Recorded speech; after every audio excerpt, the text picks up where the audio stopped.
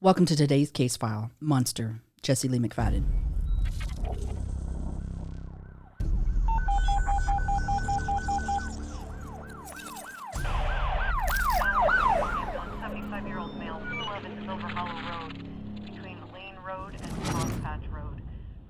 Welcome to Body of Crime, your go-to true crime podcast, where we plunge headfirst into the gripping world of criminal mysteries. Join your hosts, Jose Medina, Crystal Garcia, and Alicia Anaya, as we deliver the full stories, immersing you in the heart of each case. With spine-chilling cases, in-depth analysis, captivating interviews, and a comprehensive examination of the evidence, embark on a thrilling journey with us as we explore bone-chilling cases from around the globe. Whether you're a seasoned true crime enthusiast or a fresh face in the genre, we guarantee to keep you on the edge of your seat. So put on your detective hat, grab your notepad, and get ready to dive into the thrilling world of Body of Crime.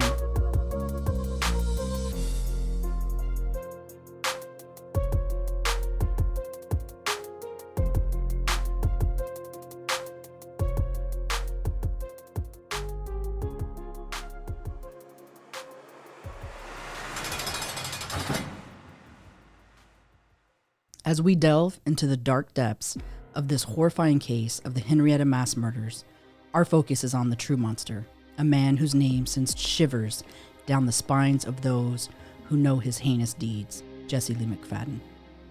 Our story unfolds in the heart of an American city steeped in history, where tales of cowboys and pioneers resonate throughout the streets. But beneath the nostalgic facade lies a sinister presence that emerges from the shadows. Welcome to Henrietta, a small town nestled in Ogee County, Oklahoma, with a population just over 5,600. This state, often referred to as the Bible Belt, is unfortunately notorious for being one of the largest strongholds of the Ku Klux Klan, or KKK. Oklahoma ranked a dismal 43rd out of the 50 states in terms of livability, paints a troubling picture with statistics such as 48th in healthcare and education, a disheartening tie for first place in unemployment, and a concerning 43rd in crime and corrections. Despite ranking 4th in incarceration rates, it holds distressing titles of 9th in rape and 12th in violent crime. Moreover, allegations of corruption plague both the city and county, as Oklahoma was recently ranked as the 11th most corrupt state. It seems that this tumultuous environment provides a fertile breeding ground for the likes of Jesse Lee McFadden. Prepare yourselves as we journey into the twisted psyche of our central figure. McFadden is not only a murderer, but also a registered sex offender and rapist. Despite a laundry list of red flags in his behavior, encounters with law enforcement, and entanglements with the legal system, the state of Oklahoma and the Oklahoma Department of Corrections allowed him to step out of the prison walls, instilling in him a sense of untouchability and even empowerment. Unsurprisingly, McFadden's behavior remained unchanged, if not more insidious, even during his time behind bars. And then a shocking turn of events, a murder-suicide that claimed the lives of 5 innocent children. As the state deflects blame, citing the lack of support and an overburdened justice system, a dark cloud of corruption hovers over the investigation, leaving the survivors and victims' families to shoulder the responsibilities that should rightfully belong to state officials, law enforcement, and legislators. Join us as we deep dive the chilling details of this homegrown Oklahoma monster, Jesse Lee McFadden.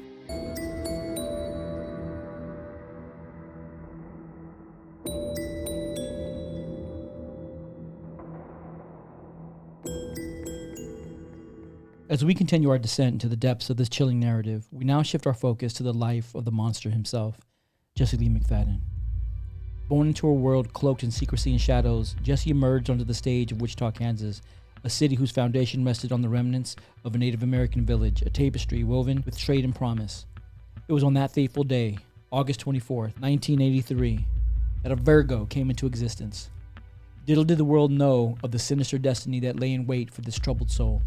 Raised by his young mother, LaDonna G. McFadden, in the absence of a father figure whose identity remained shrouded in mystery, Jesse's path would become entangled with the dark recesses of human nature. A legacy was set in motion, one that would forever haunt the annals of true crime history. As we delve deeper into the intricate web of the McFadden family, We uncovered their journey from Wichita, Kansas to McAlester, Oklahoma, a town steeped in the ancestral heritage of the McFadden lineage, nestled within the boundaries of Pittsburgh County. It was here at 9041 Redbird Drive that LaDonna sought a sense of permanence, a place to call home. However, this dwelling, often deemed unsuitable for raising a family, would become the backdrop of McFadden's upbringing, shaping the course of his and his brother's Cody McFadden's lives. You will learn about McFadden, a true monster that haunted the lives of many. We'll explore the chilling psychology behind his crimes and unravel the intricate web of forensic connections that built his criminal profile. We'll delve into the disturbing motivations behind sexual assault and murder, examining the patterns of behavior that define a monster. Discover the significance of criminal signatures and the clues they leave behind. Learn unique insights into the criminal mind as we analyze the organization and methodology employed by McFadden. Get ready for a mind-bending exploration to the depths of human darkness that will leave you questioning what truly makes a monster. This is the story of a monster, a convicted rapist, a registered sex offender, and a predator haunted and hunted the unsuspecting. Let's begin by unmasking our monster.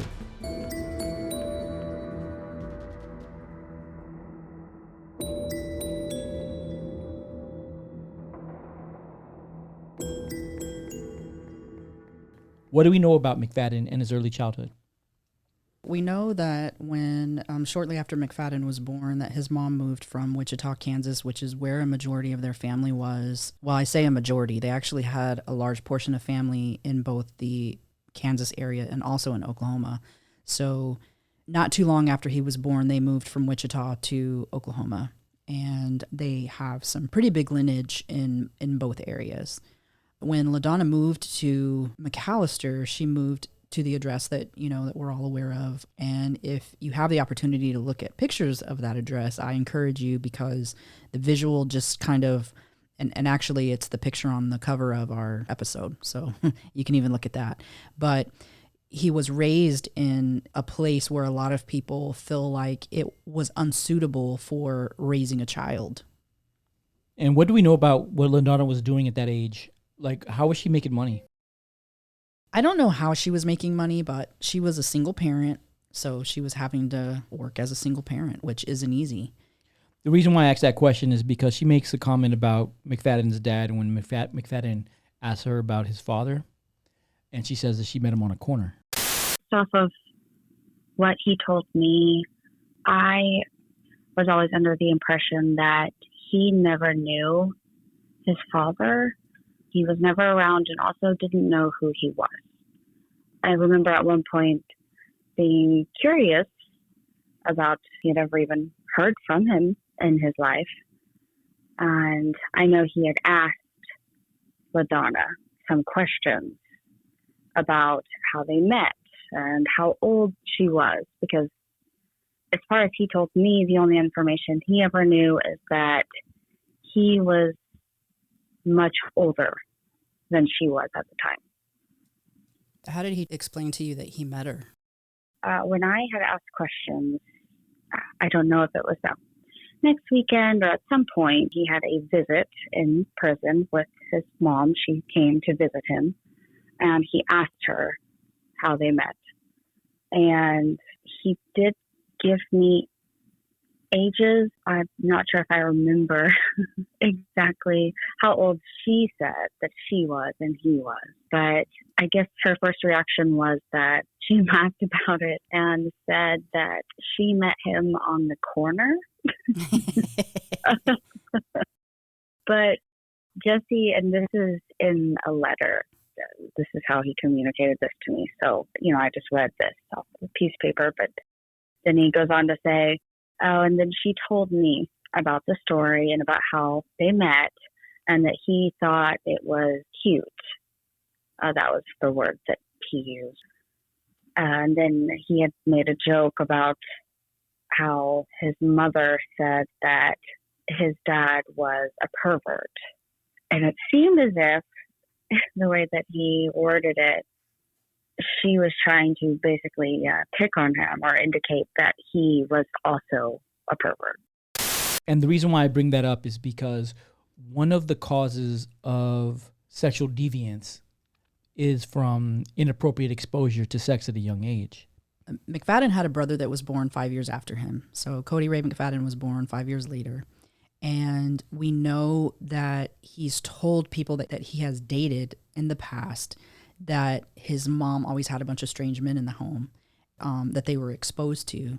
You know, that's a strong possibility, honestly. So, yeah, one of the things that cause people to be more sexually deviant has to do with either sexual abuse at a young age, whether he was sexually abused at a young age, or whether he was exposed to sex at a young age, whether it was watching someone else have sex or something like that, or being exposed to pornography. That all can lead to these deviations in sex. We do have a lot of research that does confirm that when you're raised in an environment that, like we're talking about, that can definitely play into somebody being a sexual predator later in life.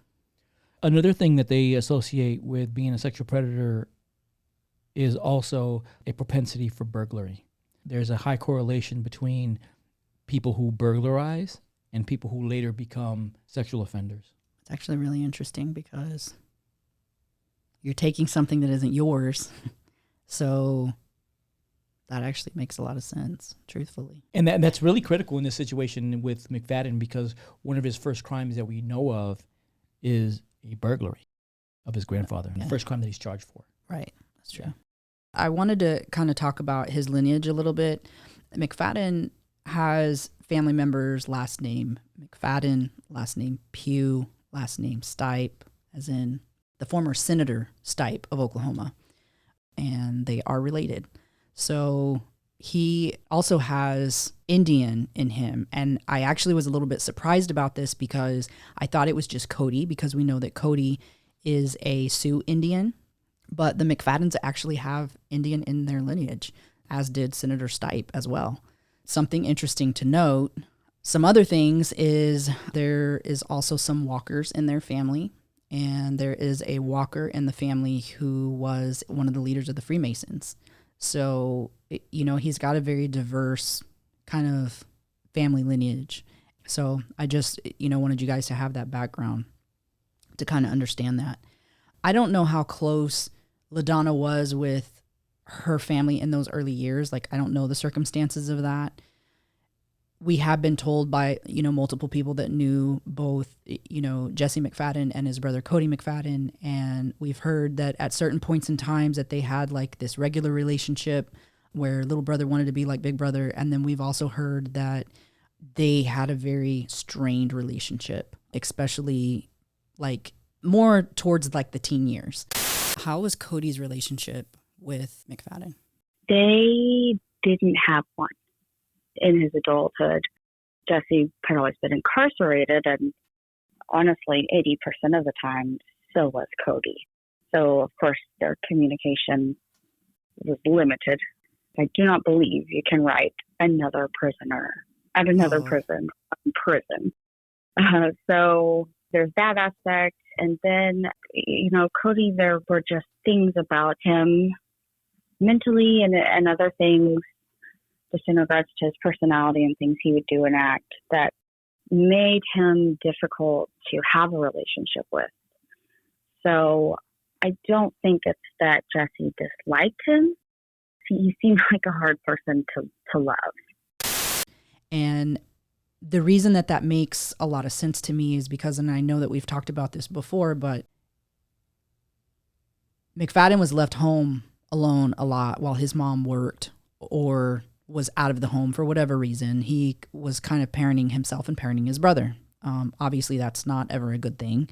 And sometimes people are forced to do that. So he was considered like a latchkey kid, both of them. And being that his brother's 5 years younger, of course, he's kind of left to parent his brother. And something that we know happens with sexual predators is this kind of comes up early on in life. And whether it's seen or like with his mom and some of these guys that they say, were coming in and out of the home, or they're observing things that they, view as normal, whatever the case, we do know that typically there's molestation of a sibling, kind of viewing their lives as they get older and seeing how they were when they were younger. I really do feel like there's a very high probability that McFadden sexually assaulted Cody. And we'll kind of go through that later as we get more into when, McFadden's older. But Something that happened very early on when they were younger was, around the age of 16, McFadden was supposed to be in the ninth grade. And this is something that we don't have record of him actually ever being in the ninth grade. We do have record of him at least going to the fifth or sixth grade.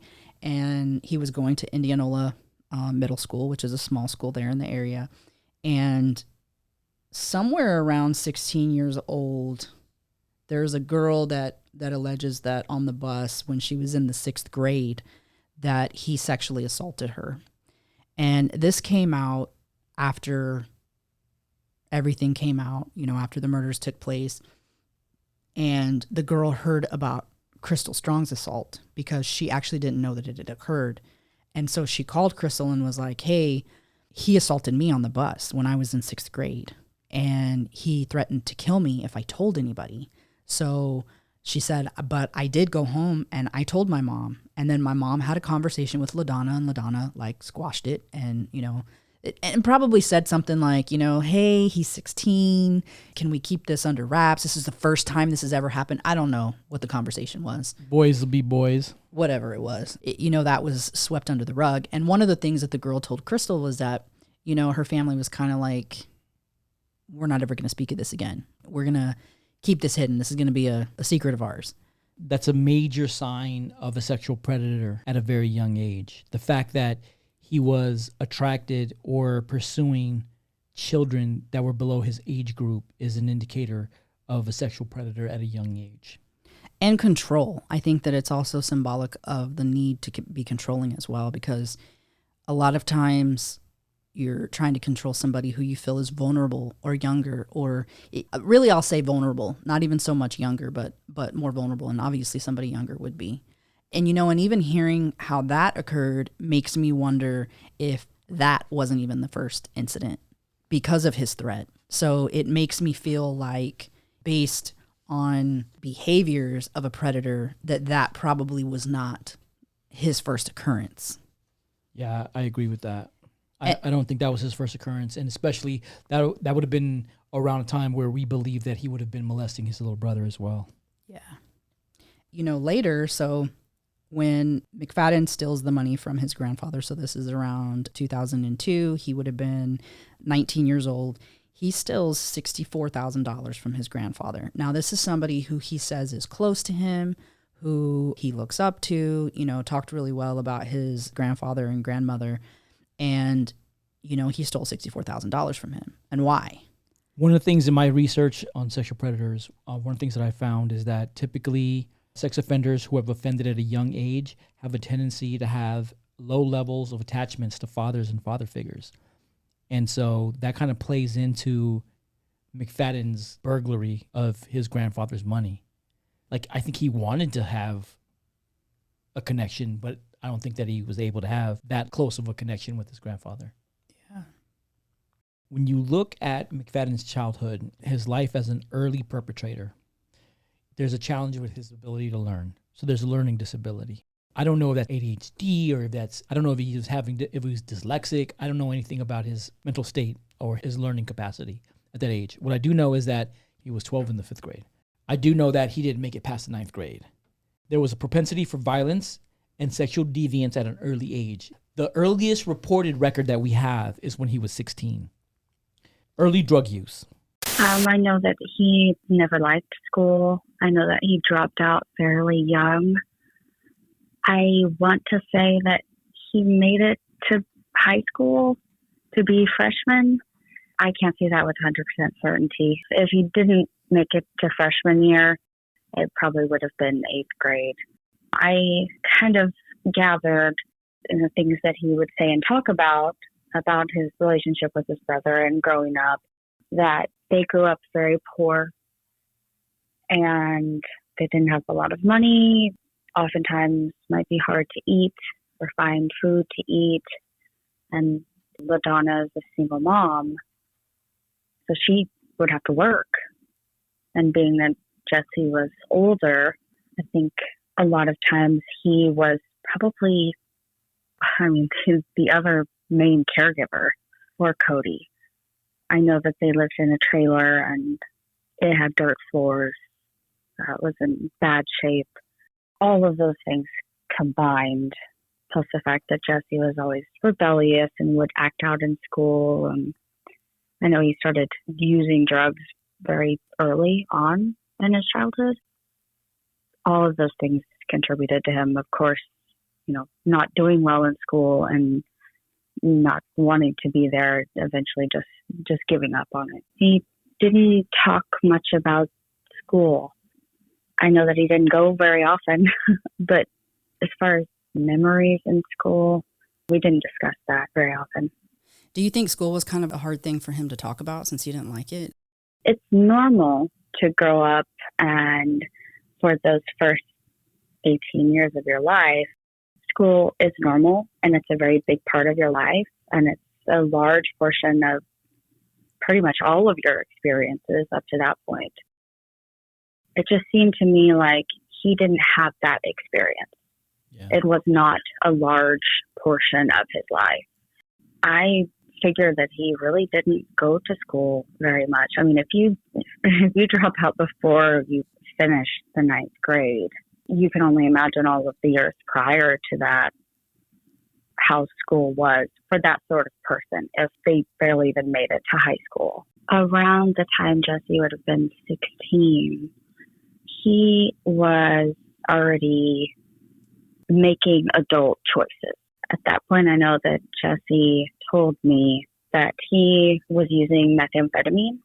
I'm sure he used it up until the point in which he was arrested for the rape.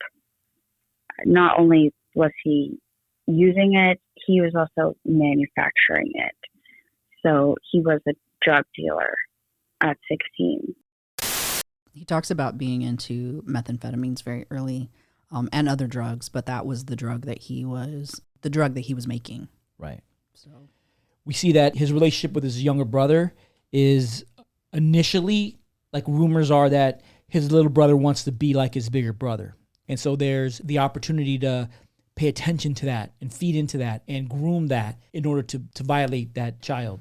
But something that I want to point out to me that comes off as being very different between the two is that Cody finished high school. Yeah. And had a normal, like, he participated in activities, like he didn't have any issues in school, not that are evident to us by way of, him failing grades or him getting in trouble or him not participating in activities, like him just showing up, things of that nature. Like, he finished school and people knew him in school. He had friends in school. He also was different from McFadden in the fact that he wasn't socially awkward. He was able to build relationships and he had friendships and things like that. But something changed in him from the time that McFadden went to prison and the time that he became an adult. Well, and I think even before that, I think that's where he had kind of the bigger transformation. McFadden stole the money from his grandfather in December of 2002. Mm-hmm. So in 2003 is when he sexually assaults Crystal Strong. And when that occurs, there's a specific incident that Crystal talks about that she said was very strange, was when she was back at school and Cody found out about the assault. She said the way that he, like, his response to her, like when he saw her again after that, wasn't like you're accusing my brother of something, I'm angry at you, I'm supportive of my brother, or I feel bad for my brother. It was like I feel your pain type awkward interaction. Like he felt bad. And to me, that's very telling of things as well.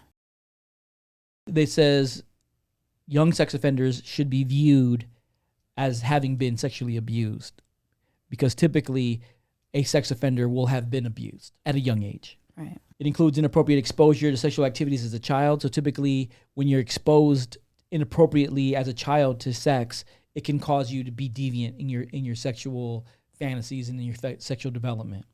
Older children who are sexually abused have a high propensity to sexually abuse younger siblings. Also, sex offenders who have offended at a young age have a tendency to have low levels of attachments to fathers and father figures. We just talked about that. So I think those all kind of play into who Jesse is and what went into making him a sexual predator. Right. And one of the things I think is good to look at as well is the fact that the property that they lived on, so they lived in a trailer, and that trailer was just barely over 1,000 square feet. And so that's pretty small. And if you think about if his mom has men coming in and out, the likelihood that they would have heard or seen something would be a bit higher in a place that's that small. I would say that there's a pretty good likelihood that they probably heard and saw some things at a young age. Then when we look at the development of Jesse McFadden from his first crimes, right, which started off very, I would say, nonviolent, very innocent. It's like driving without a license or driving without insurance, whatever it was. There was a charge of underage drinking, which we later learned was with someone who was underage, which was to become his wife. Did he ever talk about being married? Yes, he did. I knew her name, her full name. He showed me pictures of her. So when you referred to the underage drinking, you said that he was arrested for, that would have been for her and her friends because she was younger than he was. I believe at the time of them being married, I know she was under 18 because her parents had to give consent for him to marry her. I want to say she was, when they first started dating, 15, 16, 17, that was probably the span of, around in that age frame that she would have been dating and then married him. That eventually gravitates to the charge of grand larceny. Now, we know for a fact from the time that Jesse was 16 to the time that he robbed the $64,000 from his grandfather that he was addicted to drugs. Right. And he didn't have a job. So, which means during that time, he was committing other crimes. He was selling drugs. He might have been burglarizing. He might have been doing other things like that. So I'm trying to paint the picture of the escalation of crimes that he's committing as he's going from being a 16-year-old who's accused of assaulting a kid on a bus to being this 19-year-old who now sexually assaults a 16-year-old. And something I think that's very important to talk about is Crystal's assault. And the reason is because when there's a sexual predator, typically their behaviors are very similar in their assaults, very similar in their violent natures. And so when he sexually assaulted Crystal, he pushed his way through her door. He covered her face with what she believes was a sock or cloth or something. She didn't know at the time that she had been drugged. This was not something that she found out until recently when she was reviewing her records with us, when we pulled her records. So there more than likely was probably something in that cloth that he was putting over her face. But he was very violent with her and very controlling with her during the incident. And he got her to the bed. He tied her to the bed. And the assault was very violent. So violent that when she was able to escape, and she's in the mindset, she's in a fight or flight mindset thinking that he's going to kill her because he's threatening to kill her. And he's pacing back and forth after he's already told her to go clean up and then told her to go wash their clothes. Now, that's behavior of somebody who's already done this before. That's not behavior of somebody who has just committed an act like this for the very first time. So in those moments, she finds a way to escape. But he was so violent with the assault with her that the doctors told her that she would never be able to have children. So I bring that up because after he assaults Crystal, that particular crime didn't take very long because at this point, because he's assaulted Crystal, which I don't know why they hadn't done it previously, but it had been almost 7 months since he was convicted for the grand larceny charge, which was for the theft from his grandfather.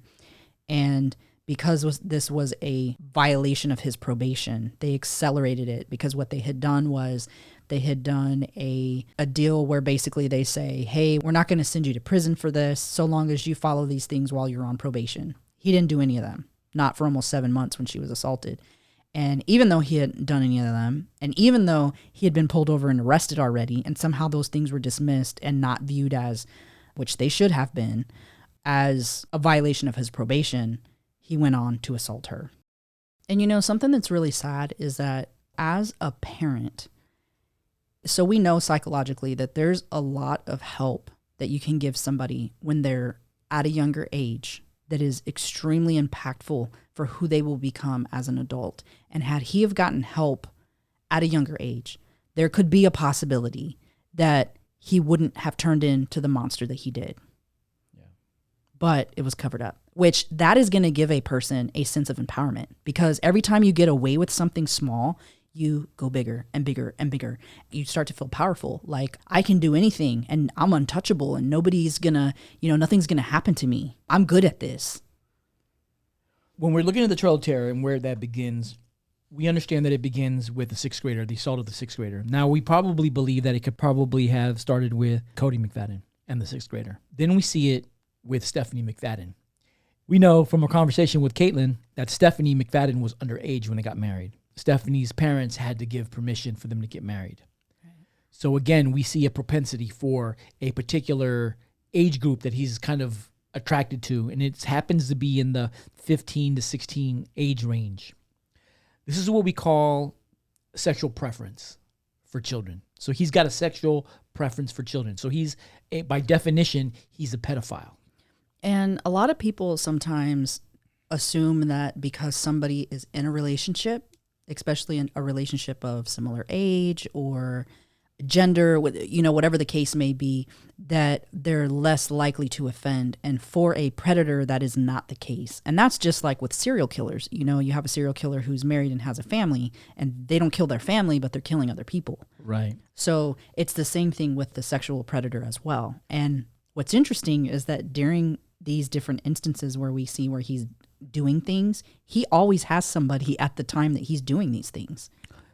What's interesting, and what I'd like to share, is that one of the trends of sexual predators is to get into relationships with people in order to access their social circle.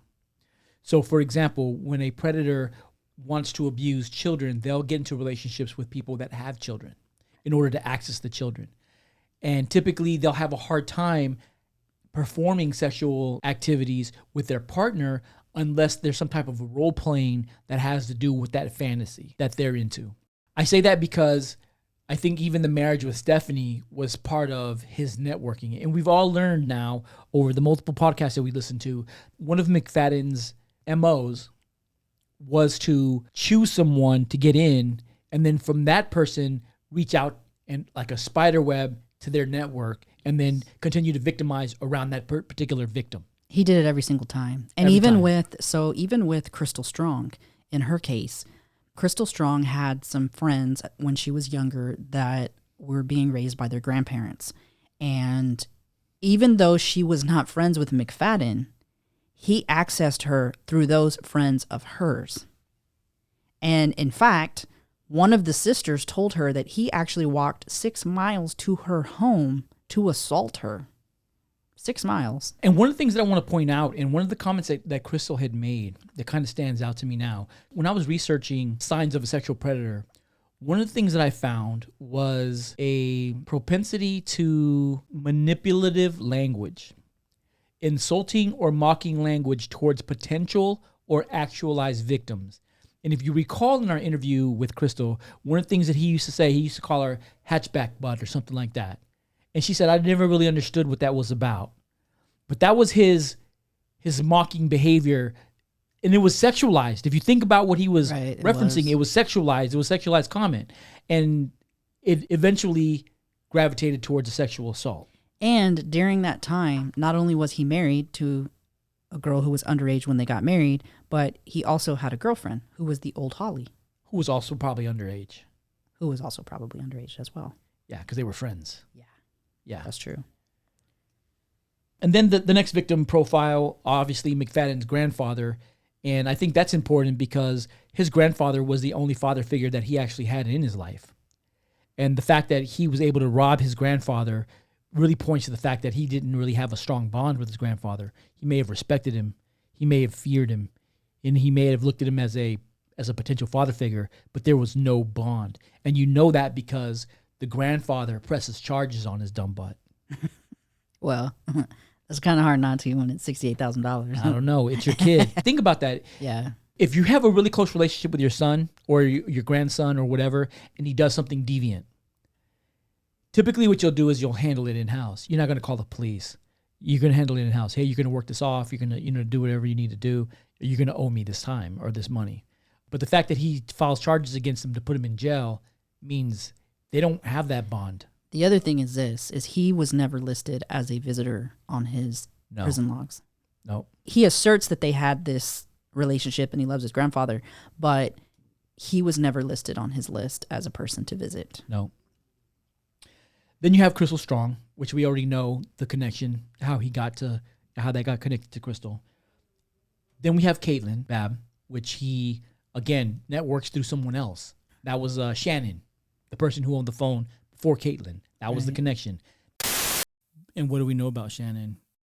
Honestly, for sure, there's not a whole lot that we know about her. And, well, when I looked up the phone number, one of the things that came up was quite possibly some type of escort service.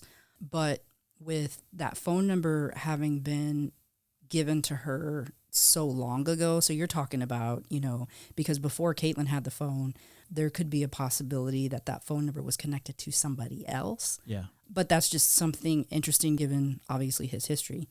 So it wouldn't be surprising. She was somebody that Jesse knew. He was trying to reach out to her. Right. Got it. Did you get a lot of phone calls and messages for her pretty frequently, like during probably the first year that you had it? Tons. And that's the only reason why I responded to him. It's so weird to think about now. But yes, I would get multiple calls daily asking for Shannon, and I would just let it ring. I was used to it at this point. I'd just let it ring. I'd go to voicemail, listen to the voicemail. Hey, Shannon, this is, the companies like Brenda Center get calls about late payments for her washer and dryer, stuff about her electric bill. So Shannon wasn't dead. Yes.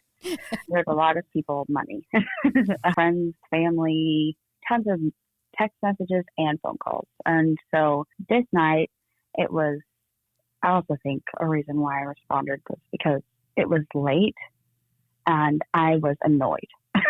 I had just gotten to the point where I was receiving so many all of the time. And then I'm like, all right, it's like 10 o'clock at night and someone, I don't know who they are, is reaching out to me. So I just responded.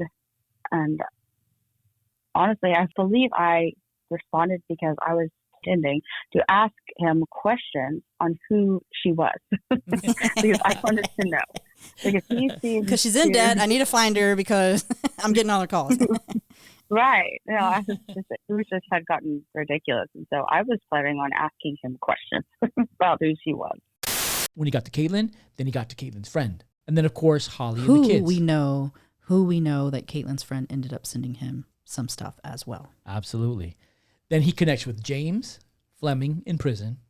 And through James, he connects to Holly. And through Holly, he connects to the kids. And from the kids, he connects to the Websters and the Brewers. And other kids. Yep. That's true. It is definitely his profile to find one person and then from that one person spread his virus. Right. What can we predict based off that pattern? We know that there's never just going to be one. No. There's going to be a web of people that he has been terrorizing. Yeah. And his behavior and how he terrorizes them is extremely similar in every single case. Yeah. The things he says, the things he does, how he controls, all of those things are almost just 100% identical. And the more he does it, the better he gets at it. That's true. Because he even boasts learning. about it. He boasts about his ability to get over on people. Yeah. Even from prison. There is a call that he recorded in prison where he's getting information from somebody and he's not the person who should be getting the information. Welcome to Reliant Business Services, an Ogee Company. For assistance with the home you live in, press 3. I told you she'd send it. All right, be quiet. Put it on mute. Thank you for holding. This is Blanca. How can I assist you today? What's your name? Blanca. Blanca, hey, I'm calling about the bill. We're trying to find out if we're the contract or not. We don't know. Okay, sir, I'll be more than happy to assist you with that. Can you just provide me with your account number, please? The account number, Rosa, I've got a number she wrote down for me. Maybe that's the invoice number, because it's too much numbers. Are you the account holder, or is your wife? Yes. Okay. I believe the bill come under Rosa. Okay, so if it's under her name, we're going to need her social or driver license number. Why do we need social? I don't want to sign up for anything. I just need to know if it's contract or not. That's private information I don't want to give. I think I found it. The service address is 729 Carn Street, Kennedy, Texas, 78119. And it's under... So I want to talk about the difference between what we're calling a preferential child molester, which is a pedophile. A preferential child molester is someone who prefers children. And a situational child molester, which is someone who may not prefer children, but may still abuse a child because of the situation they're in. And the differences between a preferential child molester, which is the textbook definition of pedophile, and a child molester, which is really not a pedophile because they don't have an attraction to children. They just situationally take advantage of whoever's they're able to victimize at the moment. For someone to be identified as a pedophile, typically there is a sexual preference for children, which means they have a particular age group that they're attracted to, and that's who they target, that particular age group. We know in McFadden's case, it's that 13, 14, 15, that young teenage group is where he kind of focuses on. We know that it's associated with erotic imagery of children because that's part of their fantasy. Typically, someone who's a pedophile is going to have explicit videos and pictures and images of children and children erotica, where a situational child molester would not have that. Right. There's typically an age and a gender preference, and I found this very interesting, is typically most pedophiles prefer boys for some reason. Don't know why, but that's one of the things that I found in my research. Typically, they have a very large number of victims. That really piqued my curiosity because we still haven't heard of other victims coming out from Jesse Lee McFadden. And I know there's other victims out there before he went to prison and after he got out of prison. Oh, 100%. We're still diving deep into trying to figure out where these other victims are. Typically with a pedophile, it begins in their early adolescence, which we know with McFadden, that presented itself. It did. And also one thing that I found very interesting is that there are often frequent moves associated with a pedophile in order to avoid suspicion or avoid repercussions to something that they got caught. And we know for a fact that Jesse Lee McFadden bounced around between Oklahoma and Kansas. Like he moved a lot. And something tells me that those bounces had to do with every time something occurred, I think LaDonna was like, hey, you're going to Kansas. Yeah. And his grandmother lived in Kansas, even from after he was born to when he went to prison. She was still in Kansas. So I think that he was bouncing back and forth between his grandmother's house and his mom's. Yeah. In between those times, we can assume that there were assaults happening. Right. There are different types of pedophiles. Some of them can be the seducer. They're the ones that know how to manage and manipulate children. And then there's those that are socially awkward that don't know how to manipulate or manage those relationships. Those typically to be more one-offs because they're violent and there's not a lot of development in that relationship. But McFadden seems to be the more of the manipulative type. He tries to build a relationship with these young kids, and he does that by taking them through a seduction phase. Right. And this is important because we see this with Caitlin. You know, we established some form of relationship, and then after about a week of talking and knowing each other, that is when he told me that he was incarcerated and what for. It didn't end then. Yeah. I was scared, and I had stopped talking to him. I think it was for a few days, and he continuously sent messages to me, asking me to come back. also, I want to mention that when he told me he was incarcerated and what for, that is also when he went into his version of what happened. Right. After that conversation ended, and then the point in time in which I stopped communication with the intentions of stopping it completely, he was texting whenever he could, trying to reassure me, trying to comfort me, saying things that were sweet. You are the most, kind-hearted, loving, sweet person I've ever met. I don't want to lose you. Things as a 16-year-old, nobody had ever said those things to me before. Even a majority of the sexual stuff. I mean, that was all, those were my first experiences. Right. Feeling loved by a man, and also hearing those sorts of things and engaging in those sorts of things. This was my first ever interaction with all of those things. Right. So I eventually gave in and I continued to communicate with him. So this is where we really see how he operates and how he develops the relationship in order to be able to sexually abuse these children. We talk about the seduction phase, and I bring up Caitlin because we see it in his relationship with Caitlin. We see the seduction phase happen in real life, and she talks about it. He starts off by showering her with praise and admiration, and then there's the, now give me what I want. And he was doing the same thing. So there's an incident that he had in prison prior to Caitlin's incident, also with the phone, where the girl had been talking to him for a few months. And this is very similar to Caitlin's story. And what I found interesting is that he made a change when he went into his grooming with Caitlin. And that big change had to do with how he went about letting the person know that he was in prison. Because in that first incident, they were going back and forth together. She had been talking to him for a few months. Everything's going great. She doesn't know he's in prison. And then she had been sending him pictures and everything.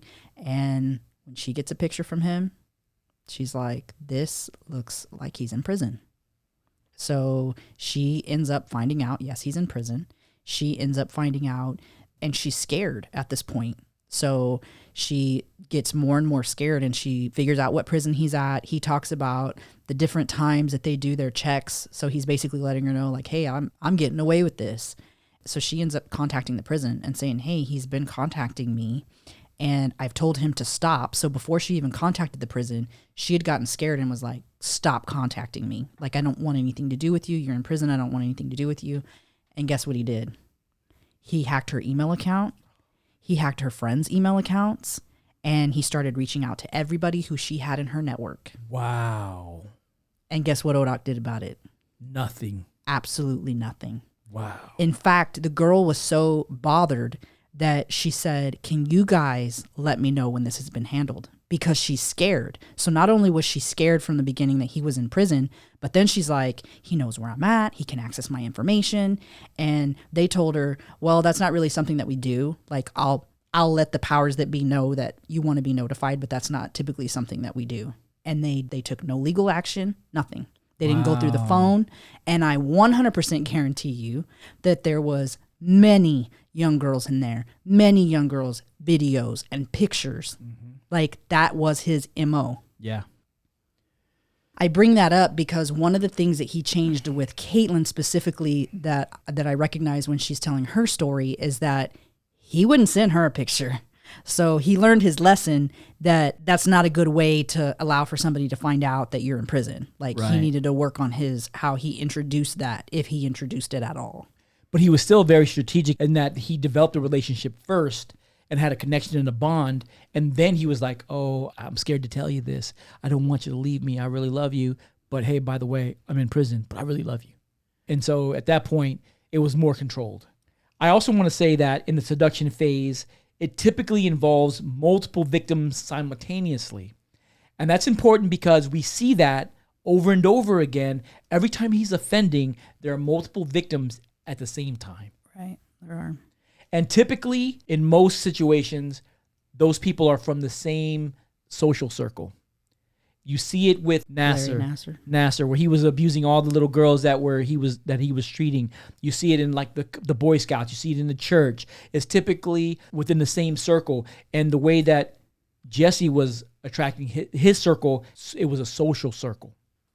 Plus, they try to make themselves seem to be some type of authority or have some type of importance. So even the fact of him being in prison is like making it seem like he's this tough guy. Not only that, but you think about being a child and listening to an adult.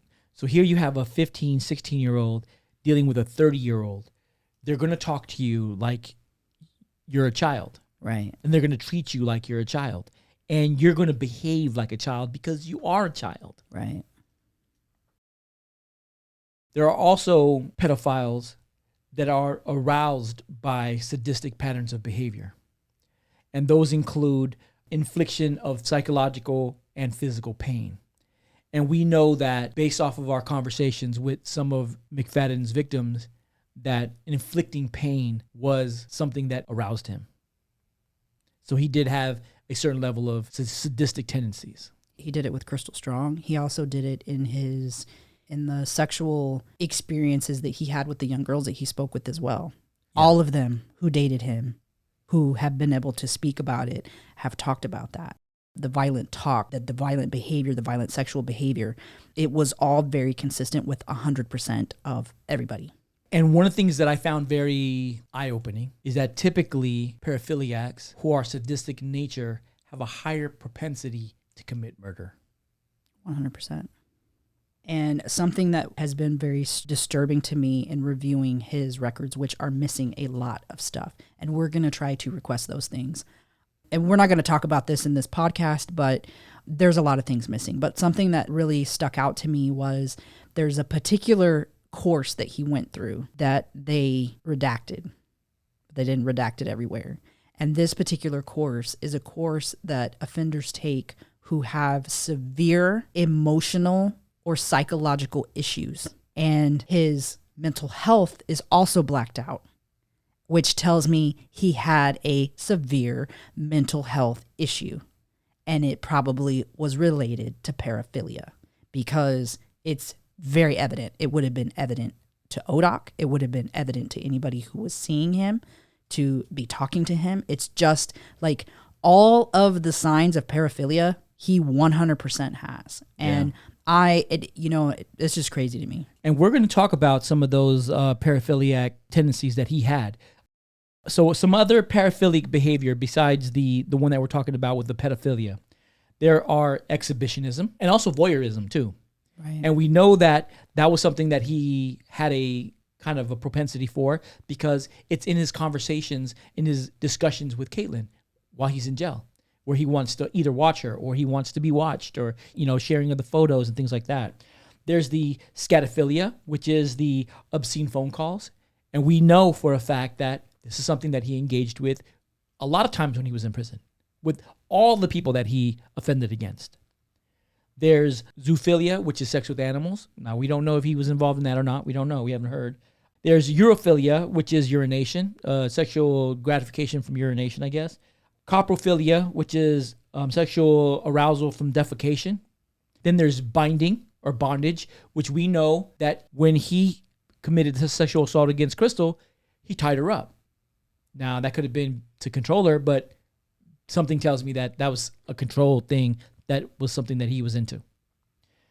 Also, there's the infantilism, which is the baby role playing, which we've had conversations, and that was also something that he was into, treating the women that he's with like children, calling them my little girl and my little baby and things like that. That type of role playing. There's sadism, which is the infliction of pain. And we know that he was into that based off of his violent sexual conversations that he had where he was verbalizing abuse in the act of committing sexual fantasies. And then there's the necrophilia, to real or simulated death. Now, I don't know that he was involved in that. I don't know that for a fact, but that is another paraphilia. He definitely checks off a majority of those boxes, actually. Again, that's something that can be seen from when he first starts offending through prison and then after prison as well. Something that's very interesting is that A lot of people assume that a disorder would be, if you're into any of these things, that automatically means that you have this disorder. And there's a difference. So you can have a fetish. You can like something that other people don't like, that other people might think are weird. And that's okay. But where it becomes a disorder is when you cannot control it. So if you have an attraction to younger people, some people can control that. Some people go get help for that. And some people never touch a young child, ever. But if it is uncontrollable, if you cannot keep that at bay, if you cannot keep yourself from doing whatever that thing is, then you have a psychological disorder. And probably one, more than likely one, that cannot be medicated, that you cannot just get treatment for and be released into the free world. That's not going to work. Right. You are going to continue in that behavior, and it's going to escalate. And I guess you can compare it to kleptomaniac. Yeah. A kleptomaniac has a disorder where they can't avoid stealing. They have to steal. And there are people who have lots of money who do it. It's not about the item that they're stealing. It's about the fact that they're addicted to taking things that don't belong to them. And so the reason why it's a disorder is because they can't stop. Now, there can be someone who doesn't have a disorder who steals for one reason or another. Maybe it's because, they need something and they can't afford it. But with a disorder, you can't help it. You have to do it. So now I want to talk about the prison offenses. And the reason why this is important is because the prison offenses are a group of offenses that are tied to his paraphiliac nature all on its own. There's a life that he lives while he's in prison that's different from the life that he lived when he was outside of prison. And so let's talk about that a little bit. Something that's real interesting, and I think it's kind of important to go over all of this because it just kind of tells a story just in itself. After he's convicted for the sexual assault of Crystal Strong, and they kind of merged the two cases together because he had violated his probation, so he goes to prison. So he goes to prison in January of 2004. And in February, so the first place he goes to is a kind of like an assessment center, like a reception and assessment center where they do things like go over an assessment of what you need education-wise, treatment-wise, all of those things. And then they kind of build out like hey, these are the things that we recommend for you. Also in talking to you, what you're wanting to achieve. And then they put this list together. So they do that. They send him to his first prison. So from there, he goes to his first prison. And that's the Mac H. Alford Correctional Center that they call MAC. Formerly, it was Stringtown Correctional Center in Oklahoma. So he goes there. Now, mind you, he started off going to prison in January. By February 13th, this is not long after he's gone to his first initial prison, he alleges that he's been threatened and that if he remains there, that he's going to be beaten up. And so they approve for him to be transferred.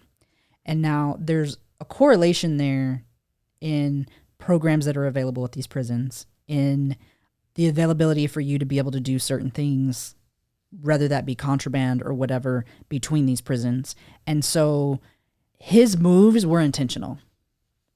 And I think that you will see that as we talk about these. So his first one is in that very first year. So in February, he alleges that somebody's threatened to beat him up. And you're talking about him just getting there. So he just got there and somebody's, he's saying somebody threatened to beat him up. Probably his roommate. Probably. So he has his first infraction on March 12th. And that first infraction is possession of tobacco. So he hasn't even been in prison for 60 days. And he's already got tobacco. So he gets that infraction and they end up sending him to the SHU for that. And he's supposed to be in the SHU between March 12th and March 27th of that year of 2004. Then he gets moved. He gets moved to a different prison. And this prison is Great Plains Correctional Facility, also in Oklahoma. Well, wait a minute. From March 12th to March 27th, he was in the SHU.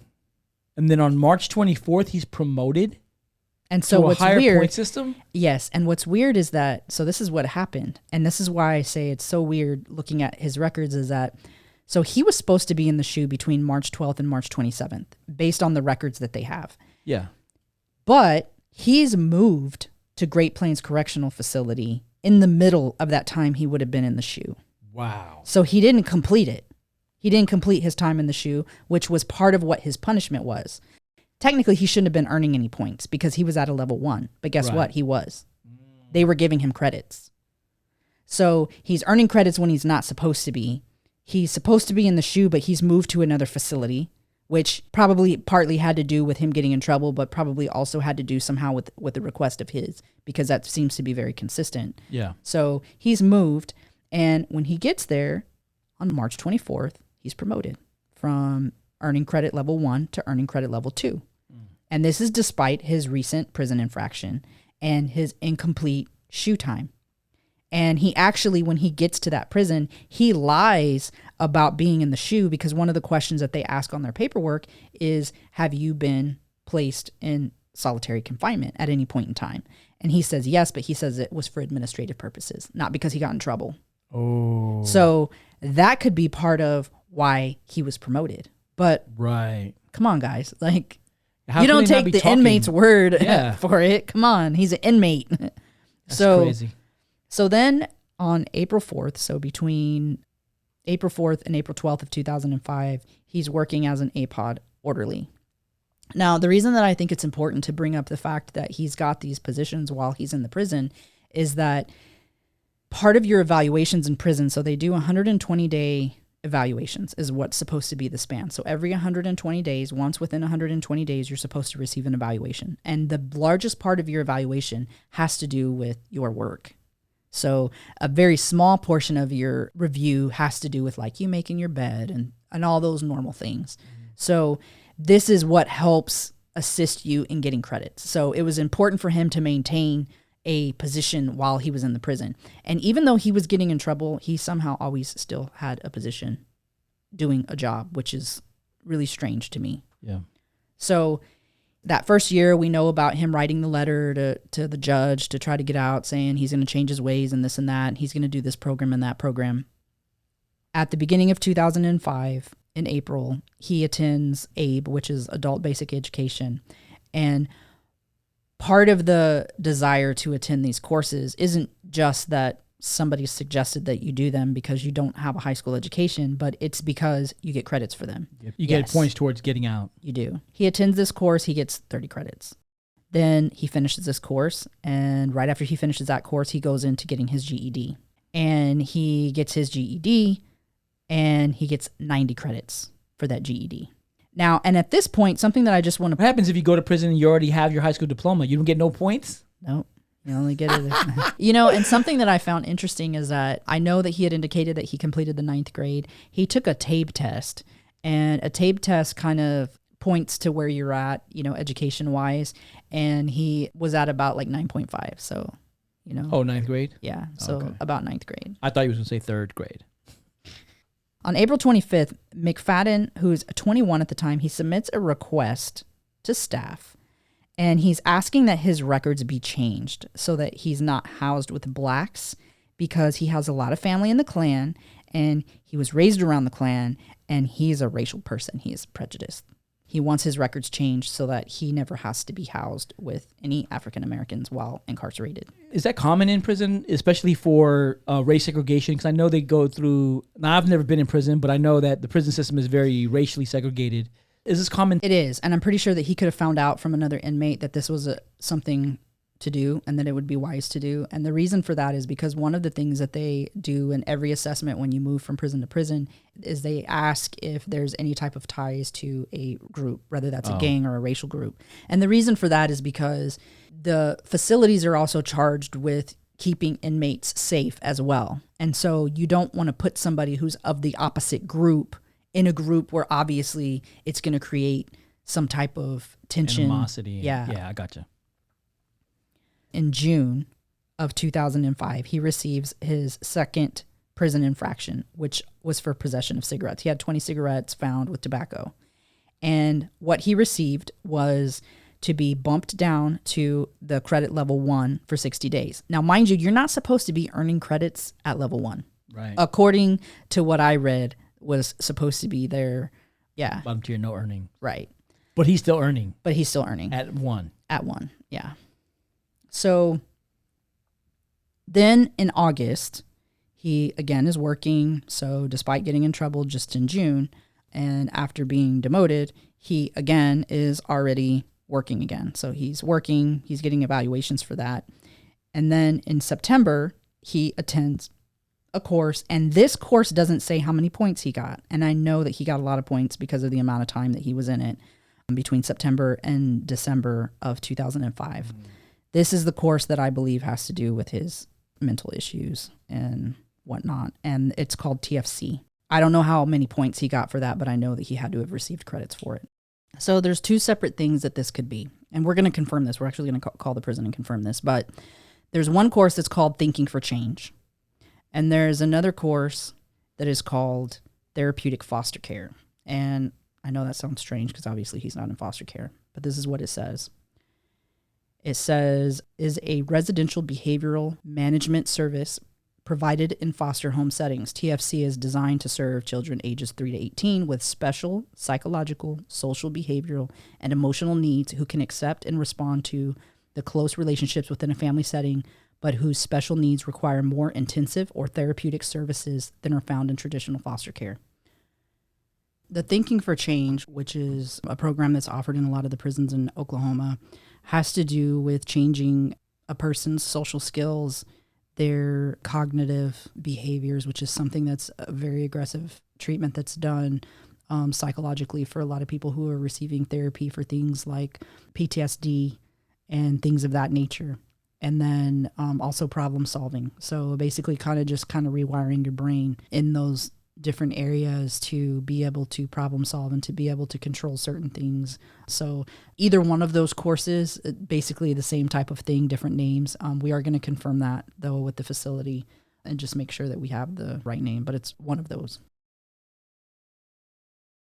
So we won't go over all of his, demotions and whatnot in talking about McFadden today, but I will say that there's quite a few. He also made a lot of bed changes, which I think are interesting. And in 1 year, he had over 20.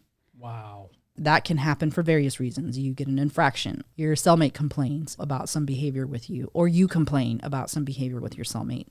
But something that's not in the records is why, and that should be in there. It should show every time there was a bed change and why, but it doesn't.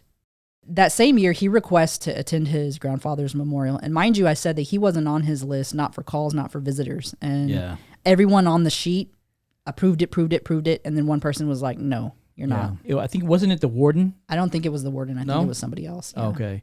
But I know it was because the nature of his offense. Right. Yeah. If you meet these criteria, it's automatic denial. And I don't even think he really cared about going to his grandfather's funeral. No. I think he just wanted to get out. Be out. Yeah.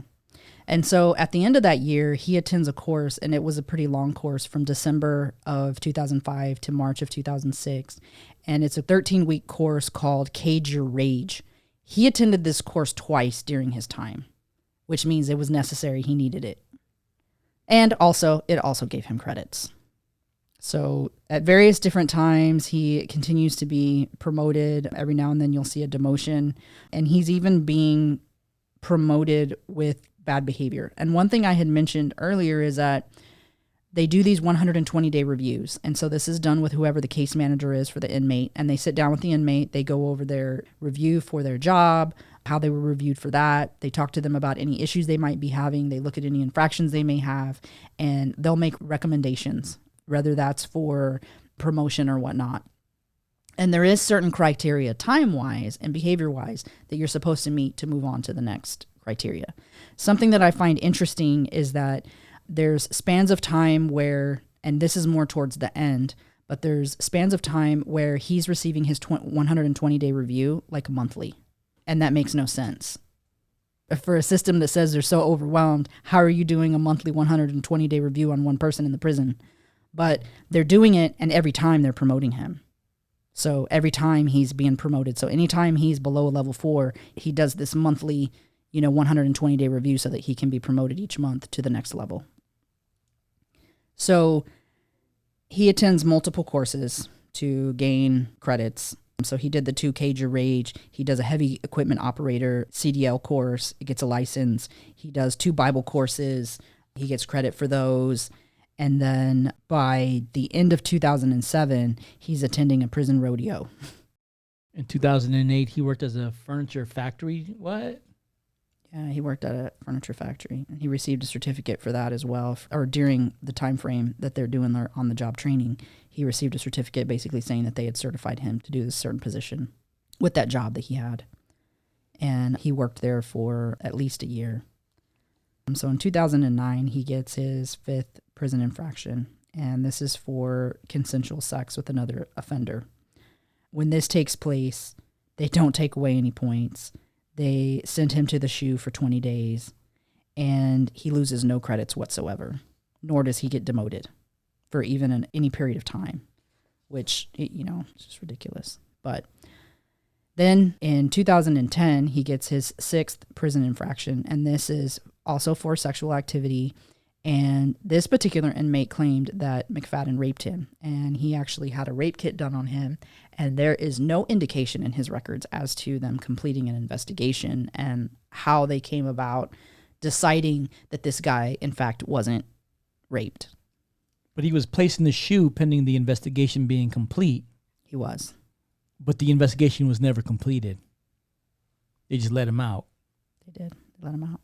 I'm sure that they said that the investigation was completed, but there was nothing in there to indicate how they came about their decision. Not that they needed to have 100% of the details in there, but there's nothing in there to say, based on whatever we validated, that this person wasn't assaulted.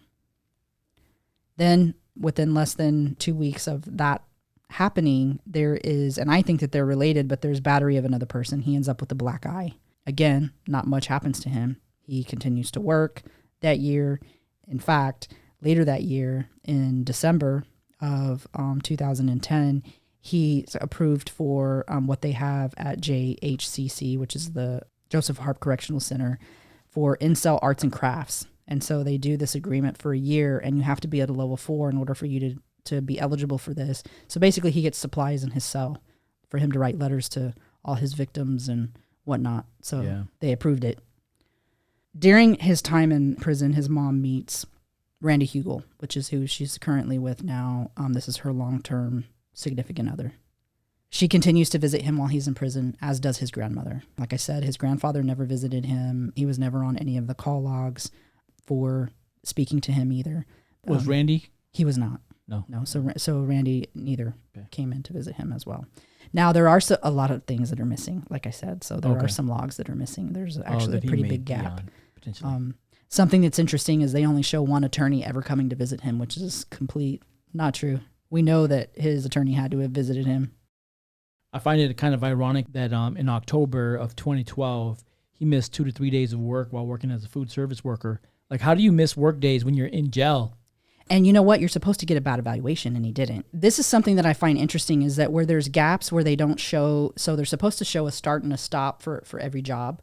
And if you're removed from a job, they're supposed to say why. And if you miss days, then you receive a bad evaluation. He didn't receive a bad evaluation, which means somebody got rid of those records. But it's very obvious that he was booted out of a lot of positions. And specifically with this one for missing days of work, that should have been a negative evaluation. But instead, he's kept at a level 4, still earning level 4 credits, getting his visits, doing his arts and crafts in his cell. In 2013, he receives another prison violation, and this time it's for the possession of cell phone. This is the first logged incident, and with this particular incident, this is the one that we had referred to, and this is the only time he lost credits. They deducted 365 credits at this point in time. 365? Yeah. Wow, that's a year. But if you think about it, so the credits are on top of your earned time. Yeah. So you earn 30 days for 30 days in the month, but then you earn whatever your credits are, your daily credit earning days are. So for level 4, it's like 44 credits. For a 30 days in a month, you would get 74 credits or 64 double credits. time. Yeah, basically double the time. Yeah. Losing that many credits, especially when you're on a 20-year sentence or you have to serve a minimum of 85%, that's nothing. That's absolutely nothing. Yeah. And I'm sure it didn't concern You'll be him in at all. surplus of credits by the time, even if they took credits away all the time, you'd still be in surplus. And even though they took those credits away, they didn't bump him, they didn't demote him down. So they take away the credits, but then he's still earning credits at a level 4. Yeah. Which is crazy. And again, that was a situation that we spoke of where he was reaching out to multiple girls and harassing multiple girls. Again, part of his pattern. In 2014, we know is when he became cellmates with James Fleming. And we know that during the course of him being with James Fleming, that he somehow has access, whether that's through ladders or that's through a phone, to whatever contacts James has. So, later on in 2015, when they stop being cellmates, James receives letters or some type of communication from other women, one of which included Holly, saying that, hey, this guy from the prison has been communicating with me. Again, that's another display of the network that he's created, not even that are his, that are other people's. He didn't care. He had no preference as to whose network, and it being his own network, he would network through anybody. Mm-hmm. And that's exactly what he did. At one point, he goes to a minimum security prison, which is Just Done Correctional Center. We've been told that there was conversations at some point of him breaking out, and Just Done probably would have been one of the places to do that. But he didn't stay at Just Done long because he ended up getting in trouble there as well. He's then moved again. So in 2016 is when McFadden starts to communicate with Caitlin. One of the things that I just want to talk about real quick is when we spoke about the first incident where the girl figured out he was in prison because of the photo, he changed that, right, when he went to talk to Caitlin. And so when he starts communicating with Caitlin, he works that situation a little bit different. So he slowly kind of grooms her. He's a little bit slower and a little bit more deliberate with how he went about that. Something that's very disturbing is it's very apparent that he was sharing photos and videos. And the reason that I say this is because one of the things that Caitlin talks about is about seeing pictures and stuff of the other girls. So we know that he wasn't just hanging on to those pictures. And I'm pretty sure that when he was sharing a phone with anybody else, I'm pretty sure that he had access to their pictures and videos just like he did their information. Very disturbing thought. During that year, we know that Caitlin's grandparents found out, that was reported, and then he ends up with not just the prison infraction for communicating with Caitlin, but he also ends up with a law violation when they go through the phone. However, something interesting that they did not do is that one of the DAs told Caitlin that there was multiple girls in the phone, and never did the DA's office ever try to prosecute McFadden for any other girl that was in the phone or any other child that was in the phone. Disturbing. It was during 2017. So when we talk about him being in a relationship and still pursuing other people and building this network of people that he's grooming or that he's assaulting, is he has 26 bed moves in the year of 2017. How do you have 26 bed moves? That means that you're moving at least twice a month. Or. Yeah. Yeah. So, and that same year, guess what? He's at an earning credit level of 4. So you're moving beds 26 times, but you're at an earning credit level of 4. What I find interesting is that in July of 2017, he reports to ODOC that he's gay. Something that's interesting is that throughout his period of time in prison, up until the very end, he always puts on all his forms that he's gay. On every single one. He's gay, he's gay, he's gay. And then once he gets to his last year and a half, he's now no longer gay. And all of the prisons that he was at were all male prisons. So when we talk about Caitlin's trial, now we all are familiar with Crystal's trial and what happens with Crystal's trial. And obviously he gets convicted. He pleads, I'm sure. He took his 20 years, didn't know he was getting the 85%. So he goes to prison for that. And it's concurrent with his grand larceny charge. We know that. Caitlin Babb's trial is different because he goes out and he gets this high-end attorney, which we're still trying to figure out who paid for. He gets this high-end attorney. In Caitlin's trial, we're constantly trying to move towards some type of resolution. But it looks like the legal defense for McFadden from his attorney, Don F. Baker, his strategy is to delay the trial. And in the process of delaying the trial, to attempt through multiple avenues to dissuade the witness from testifying. It's evident that that's his strategy because what you see is every time that McFadden has a conversation with Caitlin, and then LaDonna has a conversation with Caitlin, then there's a continuance. It was a group effort between the attorney, LaDonna, and McFadden. Right. And if you study the timeline, what you start to realize is that whenever there was a major date coming up for the trial, what you would see first McFadden would reach out and go, hey, boo, I'm reaching out to you because I really need your help and I need you to go ahead and do these things for me and get rid of this trial. If Caitlin did not respond to that, then the next interaction came from LaDonna, very close to that time frame, where she would say, hey, I know Jesse's getting ready, to go to trial. I know he's getting ready to do this and that. I would really appreciate if you would do this and this and that. So she was catching it from both sides. And what really sucks for Caitlin is that as a 17-year-old, she was being managed by two grown adults. They were playing basically good cop, bad cop. That's a very effective strategy. This is what causes this trial to be pushed for 5.5 years. It does. And what's interesting is that during that time frame, of course, at the time, Caitlin's thinking that LaDonna's this nice person. She doesn't realize how all of those dates and everything are lining up. She doesn't realize that LaDonna is part of the grooming and that LaDonna's part of the badgering. How could you? In your communication with LaDonna, did you find that to be part of Jesse's manipulation, or was his mom complicit with Jesse in the manipulation? Because I feel like she's an adult. She knows you're a child. She should have been saying, hey, son, this relationship is, So I'm just curious from that perspective. Yeah. Okay. I saw both sides. There was a point in our communication where she says, I know you don't understand this now, but really should be with guys your age. And I know that she wasn't completely okay with it, but he gave her no other choice other than to communicate with me. So she kind of just did whatever he asked her to. We did, with time, develop a relationship that didn't feel forced. Actually met her twice in person. Something I find interesting. So you said that the first time you communicated was December 8th, 2016, right? December 8th, 2016, yes. Was she reaching out to you about something? No, he had told me to reach out to her. The reason I asked that is because it was December 6th where he receives that 10th prison violation, which was the law violation, which would have been in relation to your case. So if he's wanting you to talk to her 2 days later, he knows about this. And this has to somehow be related. Like within 2 days, that just seems...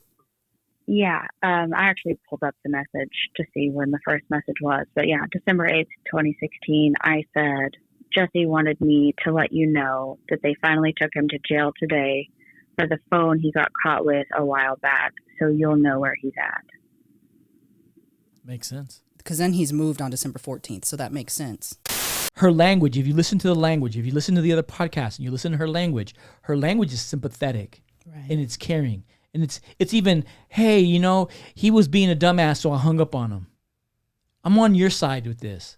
And so it is very manipulative and very strategic in how they continue to push and push and push, even to the point of getting her to sign her name on something that she didn't write and she didn't agree with, and going and turning that in to the courthouse. Yeah. And she wasn't even 18 when she did that, which is crazy to me that you can go get something notarized not being 18.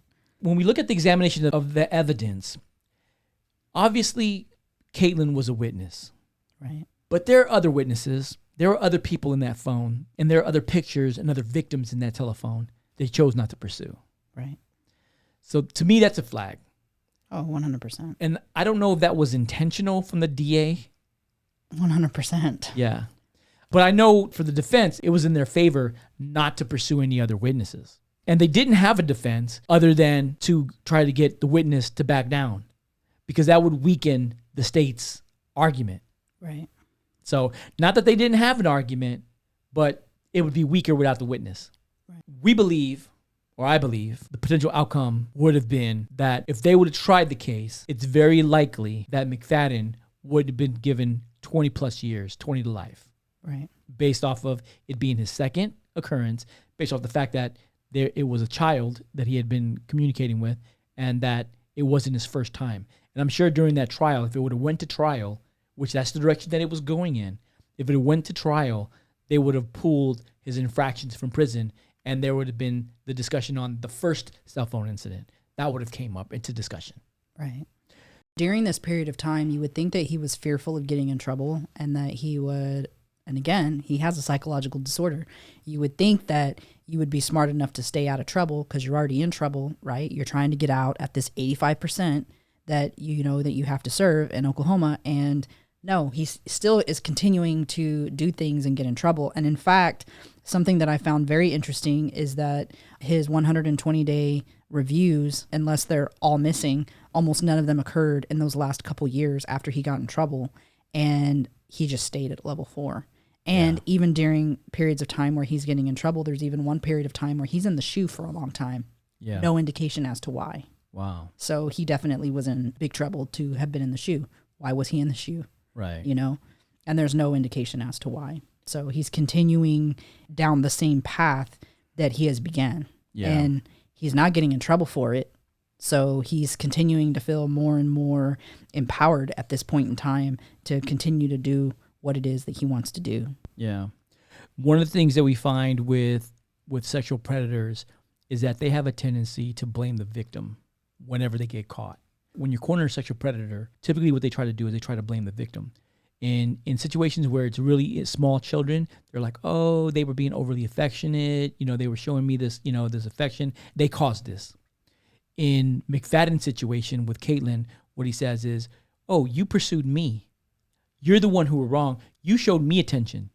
Yeah. His defense was going to be, if we went to court, it was going to be, well, she pursued me. I didn't pursue her. She sent me these photos. I just responded in response to her pursuing me. I wasn't the aggressor. She was the aggressor against me. And even with that, beyond all of the victims already that we know, he also was communicating with staff in the prison that he had gotten in trouble for as well. So for having inappropriate relationships with staff members. Yeah. So it wasn't even just people on the phone or other inmates. It was everybody. He didn't care. He didn't have a one type. It was everybody, anybody, whoever he could reach. Yeah. The outcome, obviously we know what the outcome was, but when we try to point a finger, it's obvious that the finger lays on two organizations from my perspective. And Crystal, you can tell me if you have a different perspective, but to me, it seems like the major failures were the Department of Corrections with the mismanagement of McFadden as an inmate. And then the second one was the management of the case by the courthouse, because they allowed this case to continuously get moved further and further down the road. After 5.5 years, at what point as a judge do you not go back and go, hey, this needs to be tried. We cannot push this any further. So to me, those two things, if they would have happened the way that they were supposed to, then McFadden would have never been on the streets. He never would have been able to victimize anybody else. But because those two organizations failed, it allowed that monster to get back out. I think it started with LaDonna, because LaDonna assisted him. She's part of it. Yeah, she was part 100%. Of the monster. Then I think ODOC failed, so the Department of Corrections failed, because they were very aware of who this person was. They were very aware of who the person was in prison, and they took no actions to prevent him from getting out. As a matter of fact, they helped him get out by giving him credits when he wasn't supposed to have credits, by not removing his credits. And one thing that's missing in his records is also there is a document that every type of infraction type thing would be listed on, even if it wasn't considered an infraction. And that is not in his records, and it should be. Yeah. So, and I'm pretty sure that that's pretty lengthy.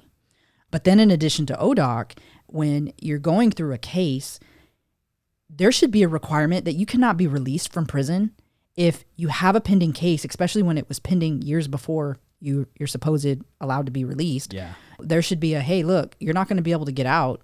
It doesn't matter if your attorney thinks that you're innocent.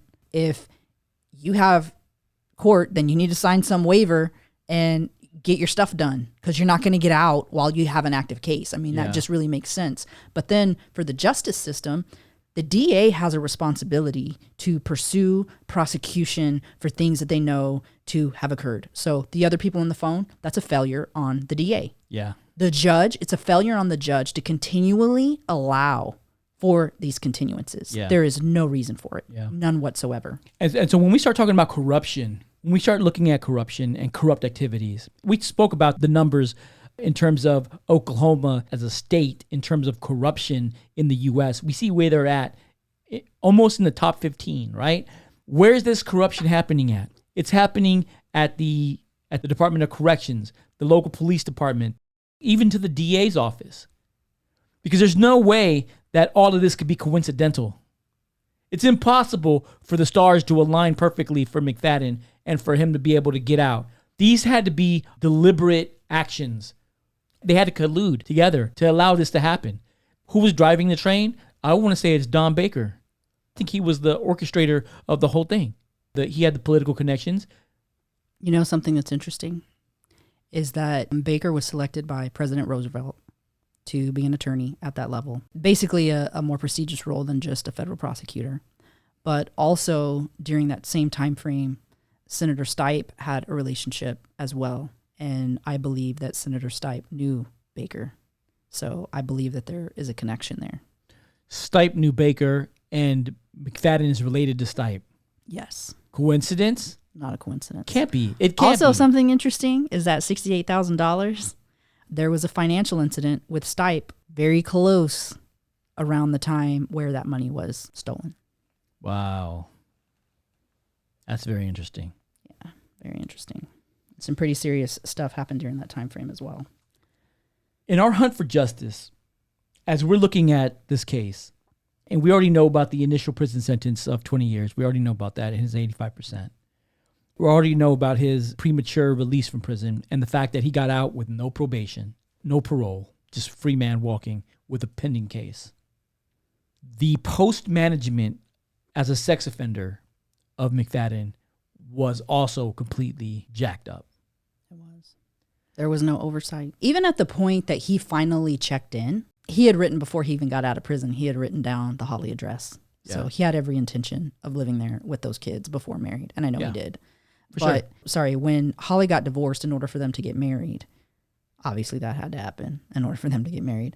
Instead of her filing in Oklahoma, the divorce was filed in Arkansas. And the reason, and if you look at her paperwork, even though it says that it's Joe Guest that's filing for the divorce, it's all in her handwriting. It's not in his handwriting. So she filled out all the paperwork. The reason that she would have chosen to do it in Arkansas is because Arkansas, you can get divorced same day. There's no waiting period. In Oklahoma, there's a waiting period of 6 months. So they didn't want to wait the 6 months. So they wanted to be able to get divorced and get married as quickly as possible. And they did that. And the day before they even got married, he's already submitting paperwork for his new address so that he can be legal being in the home. One, it tells you that Holly wasn't an idiot. She knew enough to research, to figure out how to get out of the marriage in a short amount of time and how to do that. Which I'm sure he knew too. Yeah, I'm sure he did. And I'm sure that LaDonna was a big part of that as well. I even believe she probably paid for the divorce, if I had to guess. So that tells me that this was a collusion. But it also tells me, what it tells me about Holly is that Holly's not an idiot.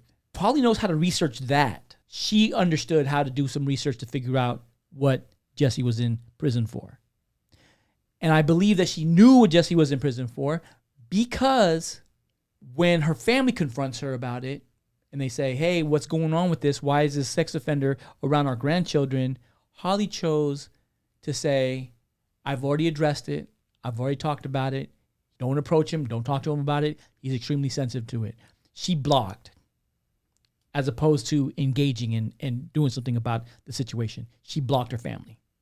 So that tells me that Holly had some inclination as to what was going on and what he was about. Now, whether she knew what was happening or what was going to happen, I don't know. But evidence points to the fact that she wasn't completely in the dark on what was going on. We all know what happens with the crime on May 1st and the outcome and the aftermath of that. The tragic event where Jesse McFadden murdered 5 innocent children, Holly and himself.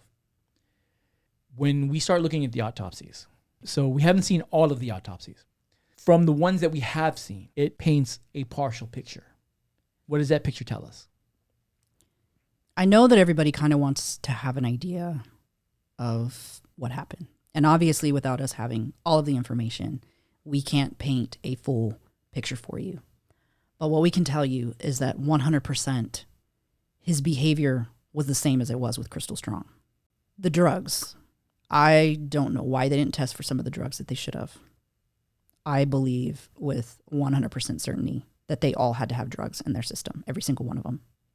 One of the family members who went in the home said that the home smelled like meth. Yeah.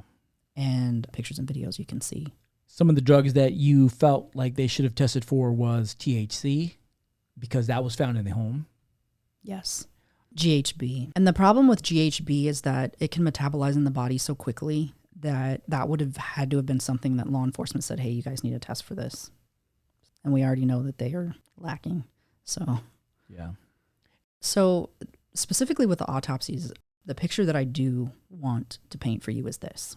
So there's a couple different scenarios based on the fact that they found only 4 casings.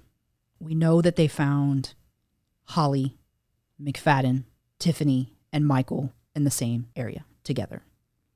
We know that they found Ivy, Brittany, and Riley in the same area, spread apart. They were found a little bit further from the house, and they were found a little bit spread apart, but close enough to where they found them pretty much all at the same time. And then we know that they found 4 casings. And they only found 4 casings, so it makes you wonder, where did they find the 4 casings?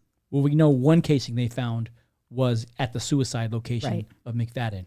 And we know that there's 3 gunshot wounds between the 3 girls that were found together.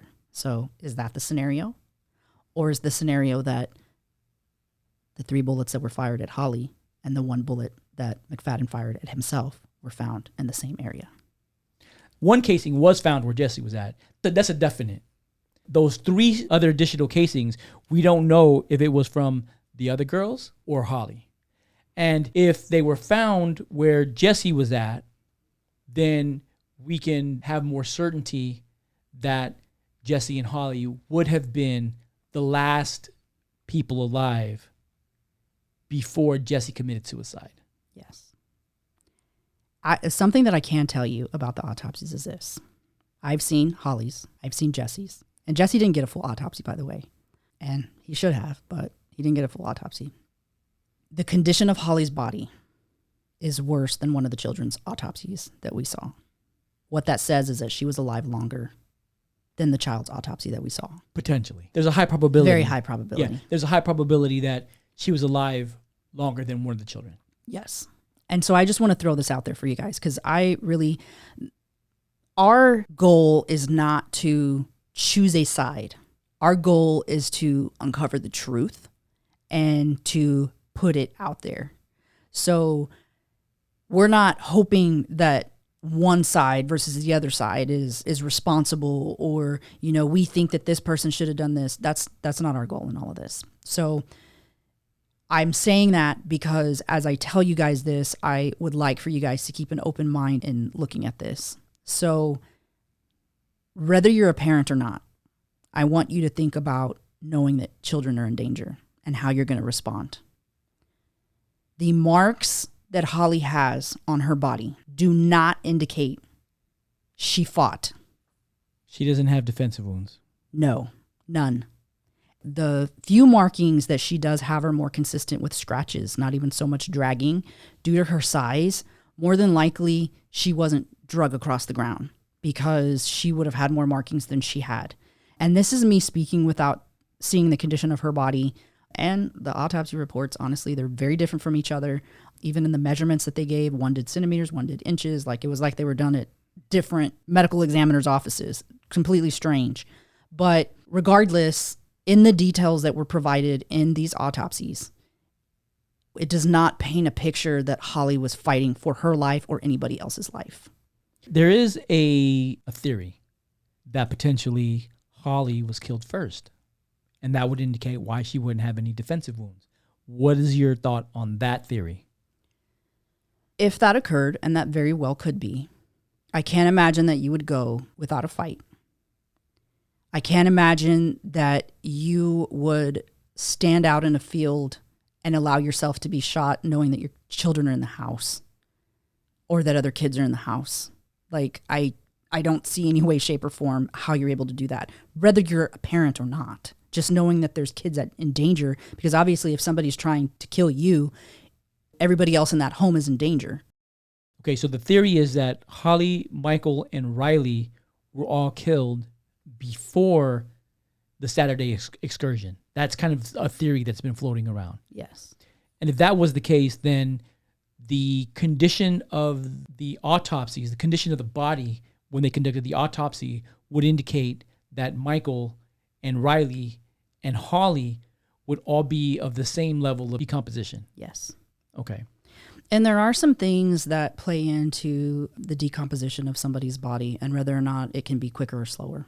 Some of those things have to deal with the temperature, the humidity, your body fat content, where the body's laying. So if the body's in water versus out of water, all of those different things can play into it. But when you're dealing with a very short time span of knowing that people were killed in a particular time span, and also knowing that there wasn't high heat, there shouldn't be such a rapid acceleration that you're going to see somebody who was killed earlier with not as bad of a state as somebody who was killed later. So that also plays into whether or not those theories are valid as well. Right. In order to prove or disprove that, then all you would need to do is see the other kids' autopsies, and it would show that they had less decomposition than those original three based off that theory. Right.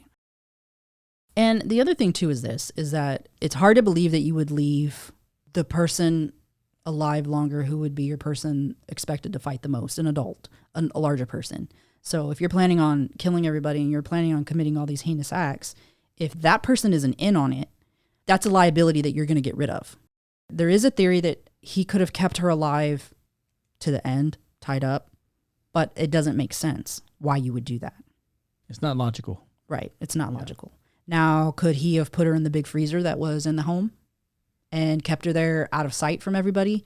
Well, I think if you did that, the body would show signs of freezing because it'd have freezer burn. It would have icicles in the bloodstream. Like there's all kinds of different things that would present. They the definitely, autopsy. and they definitely would have, should have indicated that on the autopsy if that were the case. Yeah. So I don't believe that that's a possibility. And so something tells me that where those 4 casings were found is 3 next to Holly and 1 next to McFadden. Yeah. And I think it'll all just be theories until we're able to assess and analyze the other autopsies to really make a determination on time of death on everybody. Because right now we just got a partial picture. You just got one perspective of it based off of half of the autopsies. Right. So it really doesn't give you the ability to really paint a full picture to better fully understand. Because you need to compare them to those 3 that we know were alive on Saturday because we've seen them on video.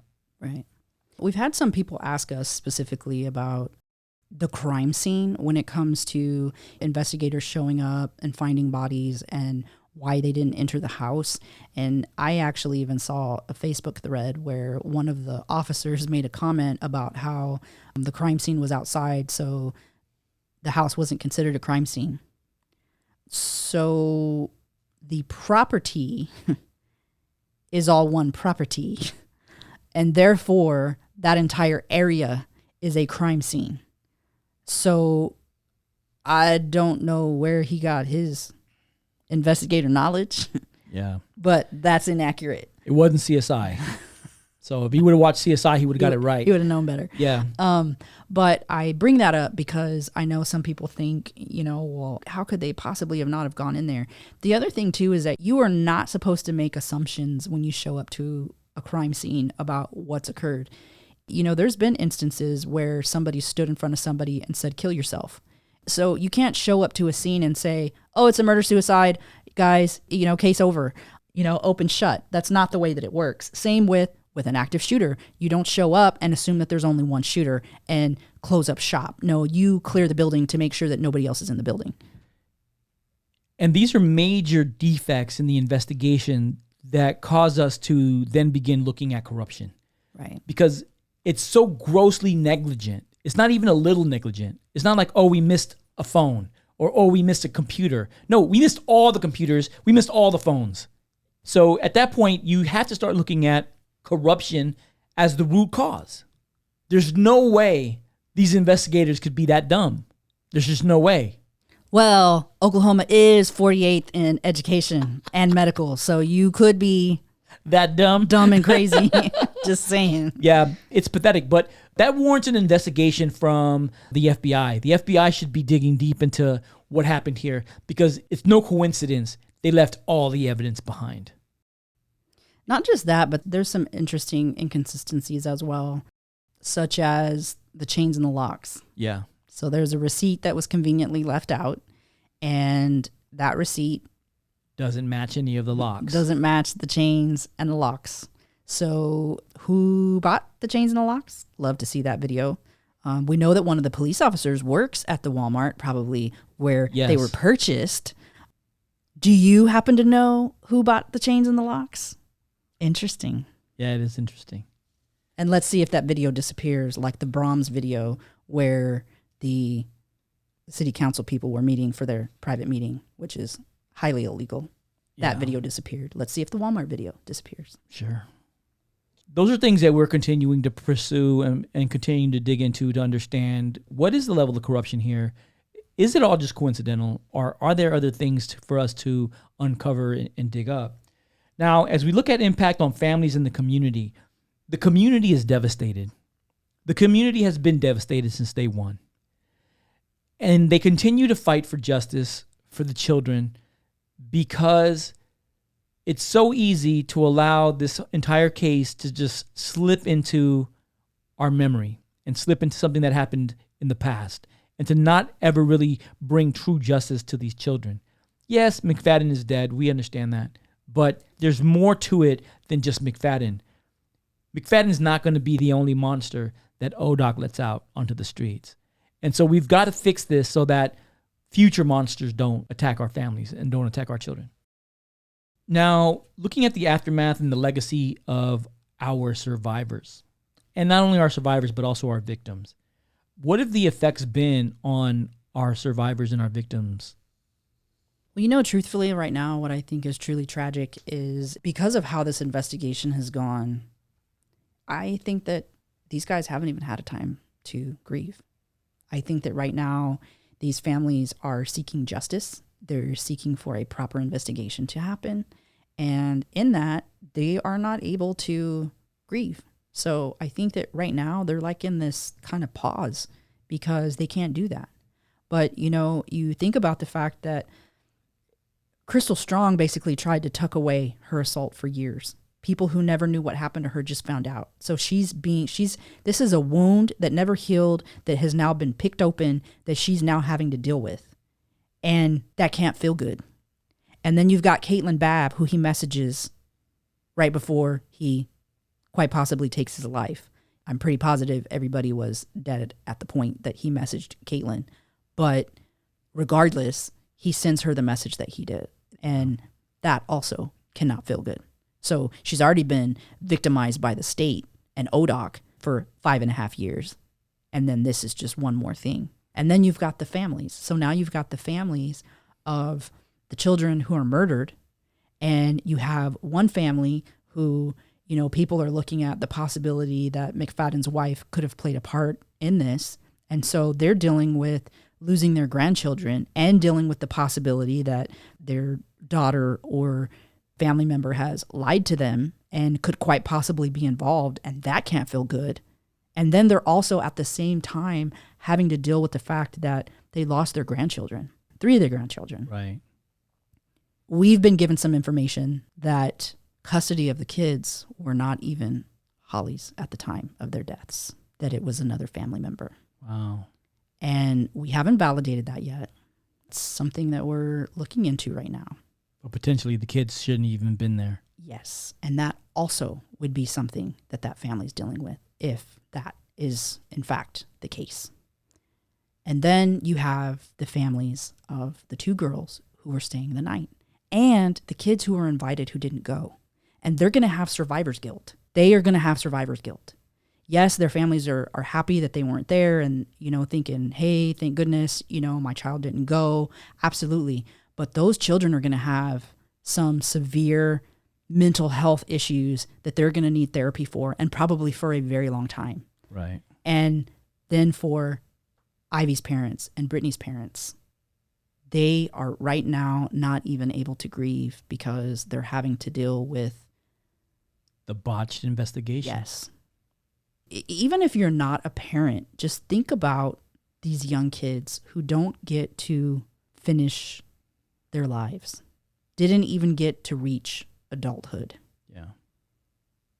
Reflecting on societal impact and the implications of child molestation and sex trafficking. And we recently watched the movie The Sound of Freedom. And that movie was very, very impactful in terms of the proliferation of just sexual abuse of children and just how rampant it is, and how I just couldn't even believe that something like that happens in 2023. What are your thoughts on that and society's view on child trafficking and sex slavery and things like that? I think that we tend to think things are not as common as they are. And if you haven't seen that movie, I definitely encourage for you to go see it, because it will expand your mind as to how your children can be pulled in easily, how a parent can be pulled in easily to having your children trafficked. Yeah. Too often we think that we won't be touched by something because, oh, that's not going to happen to us. Like the likelihood of that not going to happen to us. You need to equip your family and your loved ones to be aware of these types of things so that they can protect themselves. Yeah. And one thing that I think that this case has really taught everybody is if you see something, say something. It's funny because that's the same lesson that we learned with the Turpin 13 when we did the Turpin 13 case, where so many people saw abuse happening, and some of them even kind of recognized it for what it was, but still didn't report it, didn't tell anybody, didn't escalate it. So definitely an issue. You know, with the Turpins, I definitely think that we learn the same thing. A lot of times we think we don't want to get in people's business, and we think that, hey, how that person chooses to do things with their family or whatever, we're going to leave them be. Or, hey, that person's just a weirdo.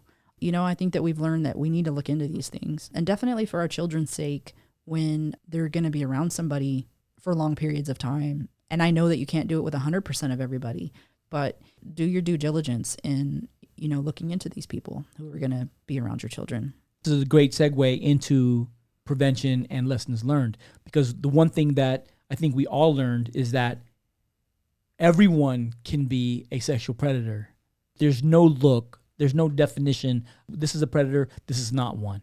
Oh, this person's married to a great woman. She's super friendly and nice. She bakes cookies. Doesn't matter. This person can still be a predator. I would 100% say that any place where your kids are going to be, especially sleeping, needs to be investigated further. Right. The other thing too is that specifically in this case, there was a lot of things that weren't available online, and there's a lot of different systems in Oklahoma that doesn't make it easy for you to find information on somebody, and that's truly tragic. That's something that needs to be fixed, and fixed very quickly, because it's not good for a community. No. You know? I think the other lesson that we learned is that in investigations, when an investigation is happening, and maybe it's an investigation that you're involved in or involved with, that you need to make sure that your investigation is done properly and to hold the police accountable, because Justin Webster had to really go out of his way to force the police to do their job. And had he not done that, there's tons of evidence, tons of additional material that would have never been collected and taken upon. And OSBI would have never gotten involved if it wouldn't have been for Justin applying pressure. And sometimes as a victim of a crime, you have to force the police to do their job when you see that they're not doing it, and not be afraid to escalate, not be afraid to confront those police officers when they're not doing what they're supposed to be doing and they're not investigating. Right. You know, as a parent, that's another thing that they're going to have to deal with. As a parent, you shouldn't have to go seeking evidence. As a parent, you shouldn't have to find and stumble upon those things. Imagine just what they're going to have to deal with for years to come for seeing everything that they saw. They shouldn't have had to do that. And one thing that I can say, one of the true monsters in this whole discussion that we haven't even really applied a lot of attention to is LaDonna McFadden.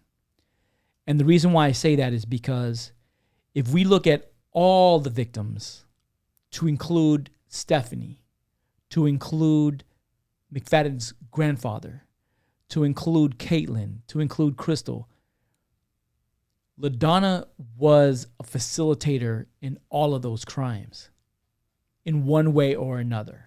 Or even an active participant. 100% an active participant in Caitlin's case. Absolutely. Absolutely. And I know there are laws that she broke. She is definitely one of the monsters in this story that isn't getting the amount of attention that she needs. She's as guilty as McFadden in terms of the victimization of all of these children. As we go into listener questions and final thoughts, I want to share a couple theories. I just kind of want to talk high level on some theories. You know, your thoughts on some theories, maybe some theories that I haven't listed. One is the theory that Jesse was assaulted as a child. He was also a sexual victim. What's your thought on that? I definitely think that there's a possibility there. It could have been a family member. It could have been one of the men that was in and out of the home in McFadden's and Cody's early years. So those are all definitely possibilities. The second theory is that Cody McFadden was assaulted by Jesse McFadden. What's your thoughts on that theory?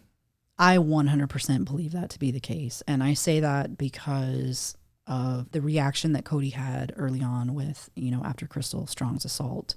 And then also the incident that took place where LaDonna requested a protective order, which is very obvious that McFadden wrote it.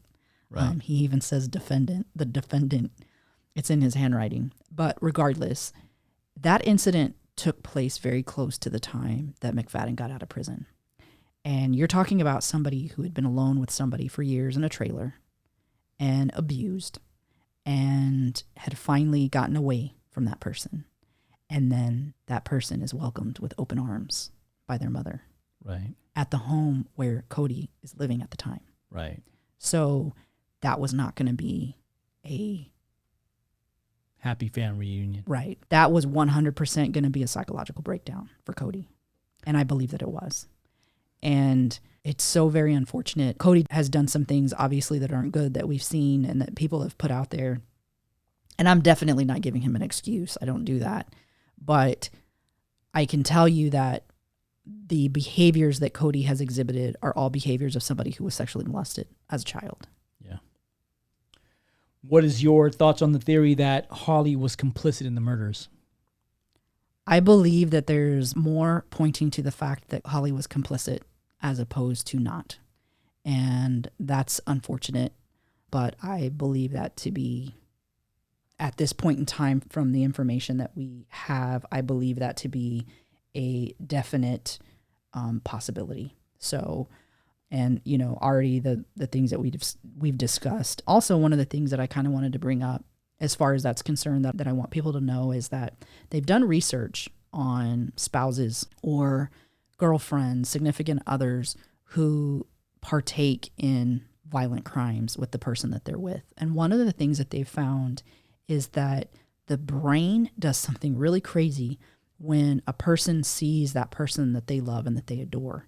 And it's the kind of making for somebody to do whatever for that person that they love. And you see that in situations like the killers, the Barbie and Ken killer, where the sister assisted the boyfriend in sexually assaulting and murdering her own sister. That can happen. I'm not going to say that that was Holly's case or that somebody twisted her arm or that she was extremely manipulated.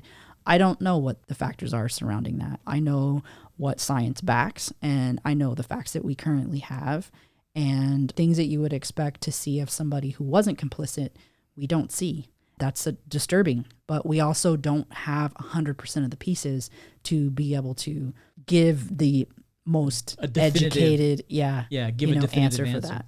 Yeah, and that's why it's still just a theory. We don't really know. And then the next question is, what's your thoughts on the theory that Holly, Michael, and Riley were murdered first? I find that highly improbable, at least for Holly, and that's because we've seen her autopsy compared to at least one of the children's autopsies. And so I think that that's highly improbable. But is there a possibility that Michael and Riley were killed first? That's highly probable. We haven't seen all the autopsies, so we don't know that for sure. Right. And what's your thought on the theory that Jesse may have been sexually abusing all or any one of the children prior to this taking place? I think it's a very high probability. If you look at the statistics of children being abused, a majority of children are abused in their home. That's the most likely place. And obviously we know from, McFadden's history that it doesn't matter if it's a woman, a man, a boy, or a girl. Anybody and anything goes. So there's a very high probability. You can speculate as to whether or not Holly would have known or didn't know, and there's relationships all the time that we see where the spouse or the significant other did not know that their child was being abused by the person that they're with. So that is also a possibility. But we also know from our case that we covered for the Menendez brothers that Kitty Menendez knew her husband was sexually abusing her children and stood by and did nothing. And that was part of what caused them to psychologically break. Yeah. A lot of times something that really that really kind of bothers me when I hear people's mindsets about predators is like with Nasser, with the gymnastics coach, is that one of the girls who went and reported her assault, the person was like, come on, like, not him. He's known him for years. Yeah. He's a doctor. There's no way he would ever do anything like this. Guys, those are predators. There's political people that are predators. There's lawyers, doctors. There's professional people who are committing these crimes. And so you can't have the mindset that, oh, this person isn't capable. Don't do it. Don't fall into that, because it's a trap. Yes, it is a trap, and it's going to get somebody you care about caught up. So don't fall into that. Don't believe that. One of the methods of persuasion is authority. In the method of persuasion for authority, typically people use uniforms to convince you of who they are. And that is often what you look at when you see someone in a suit, or you see someone in wearing the collar of a priest, or you see a police officer wearing a police uniform, or a soldier wearing a military uniform. You see those uniforms, and that relates to you. This person is of a certain level of authority. This person is of a certain level of trust.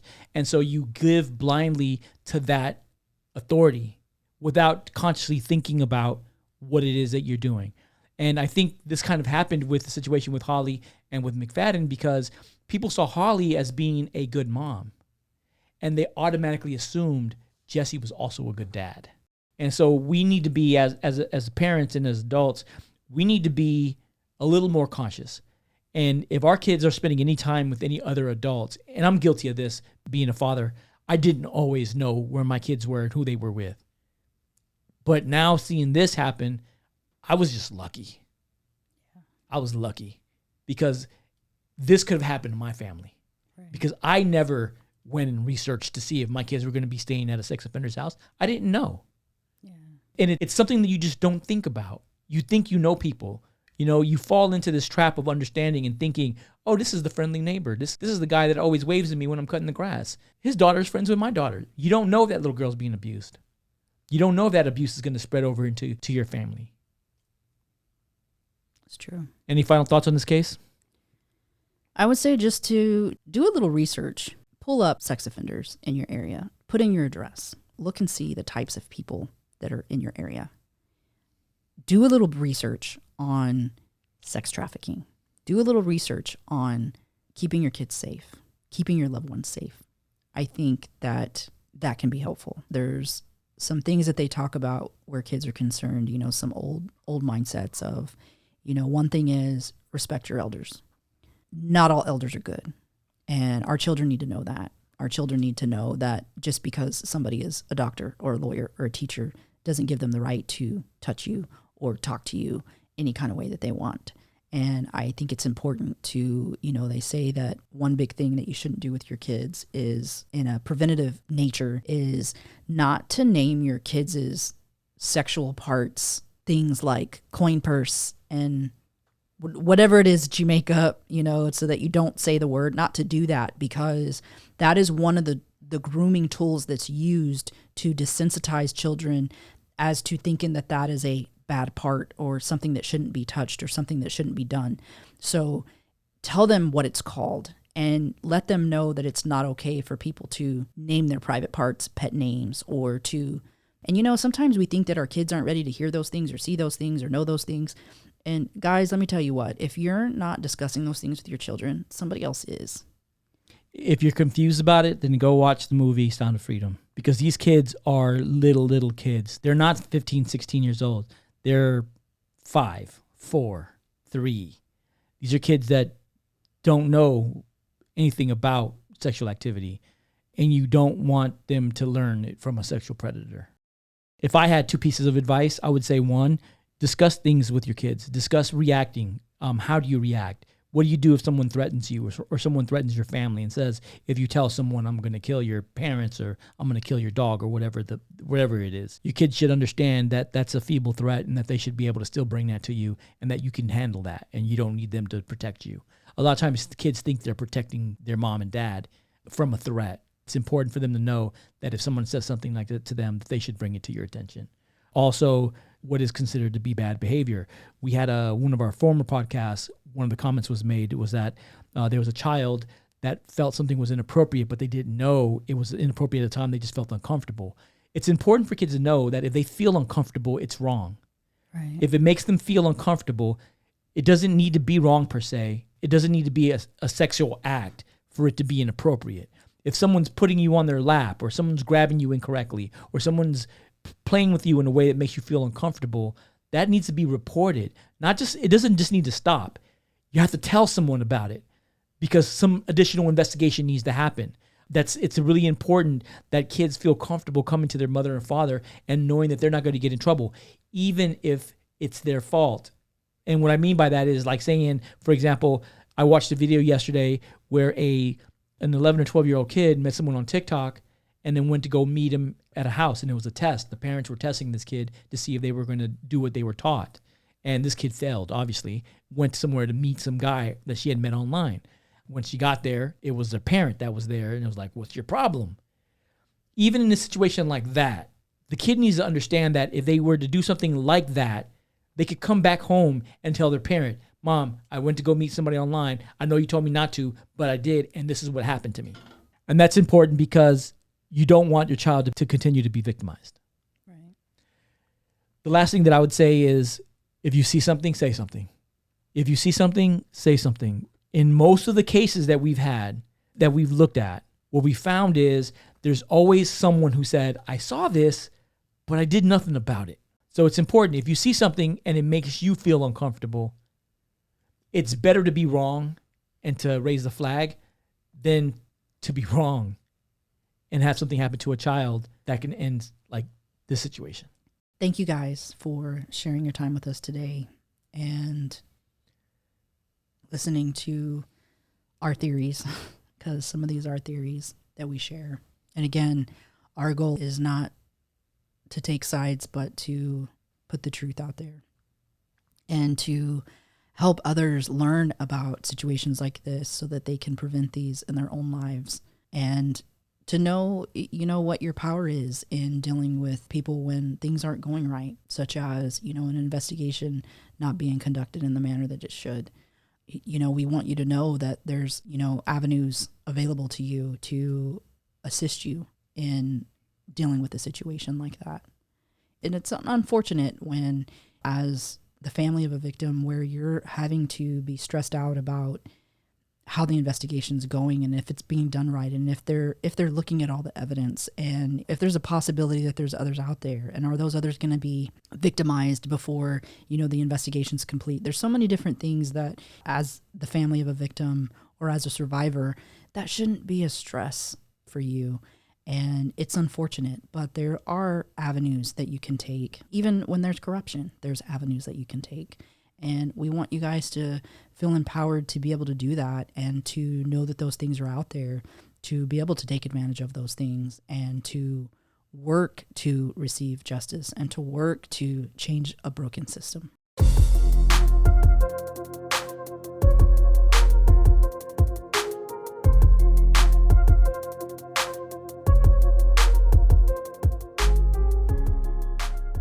And that's a wrap on today's investigation, fellow detectives.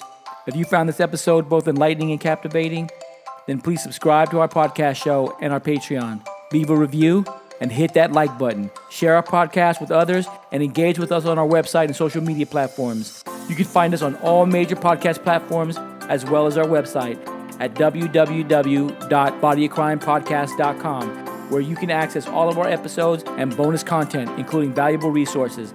By expanding our community, we believe we can make a greater impact in our pursuit of truth and in shedding light on crucial cases. If there's a case that you'd like for us to cover or a personal story you'd like to share, please don't hesitate and contact us through our website. We always welcome your feedback and suggestions. Until next time, stay sharp, and thank you for tuning in to the Body of Crime podcast. Bye.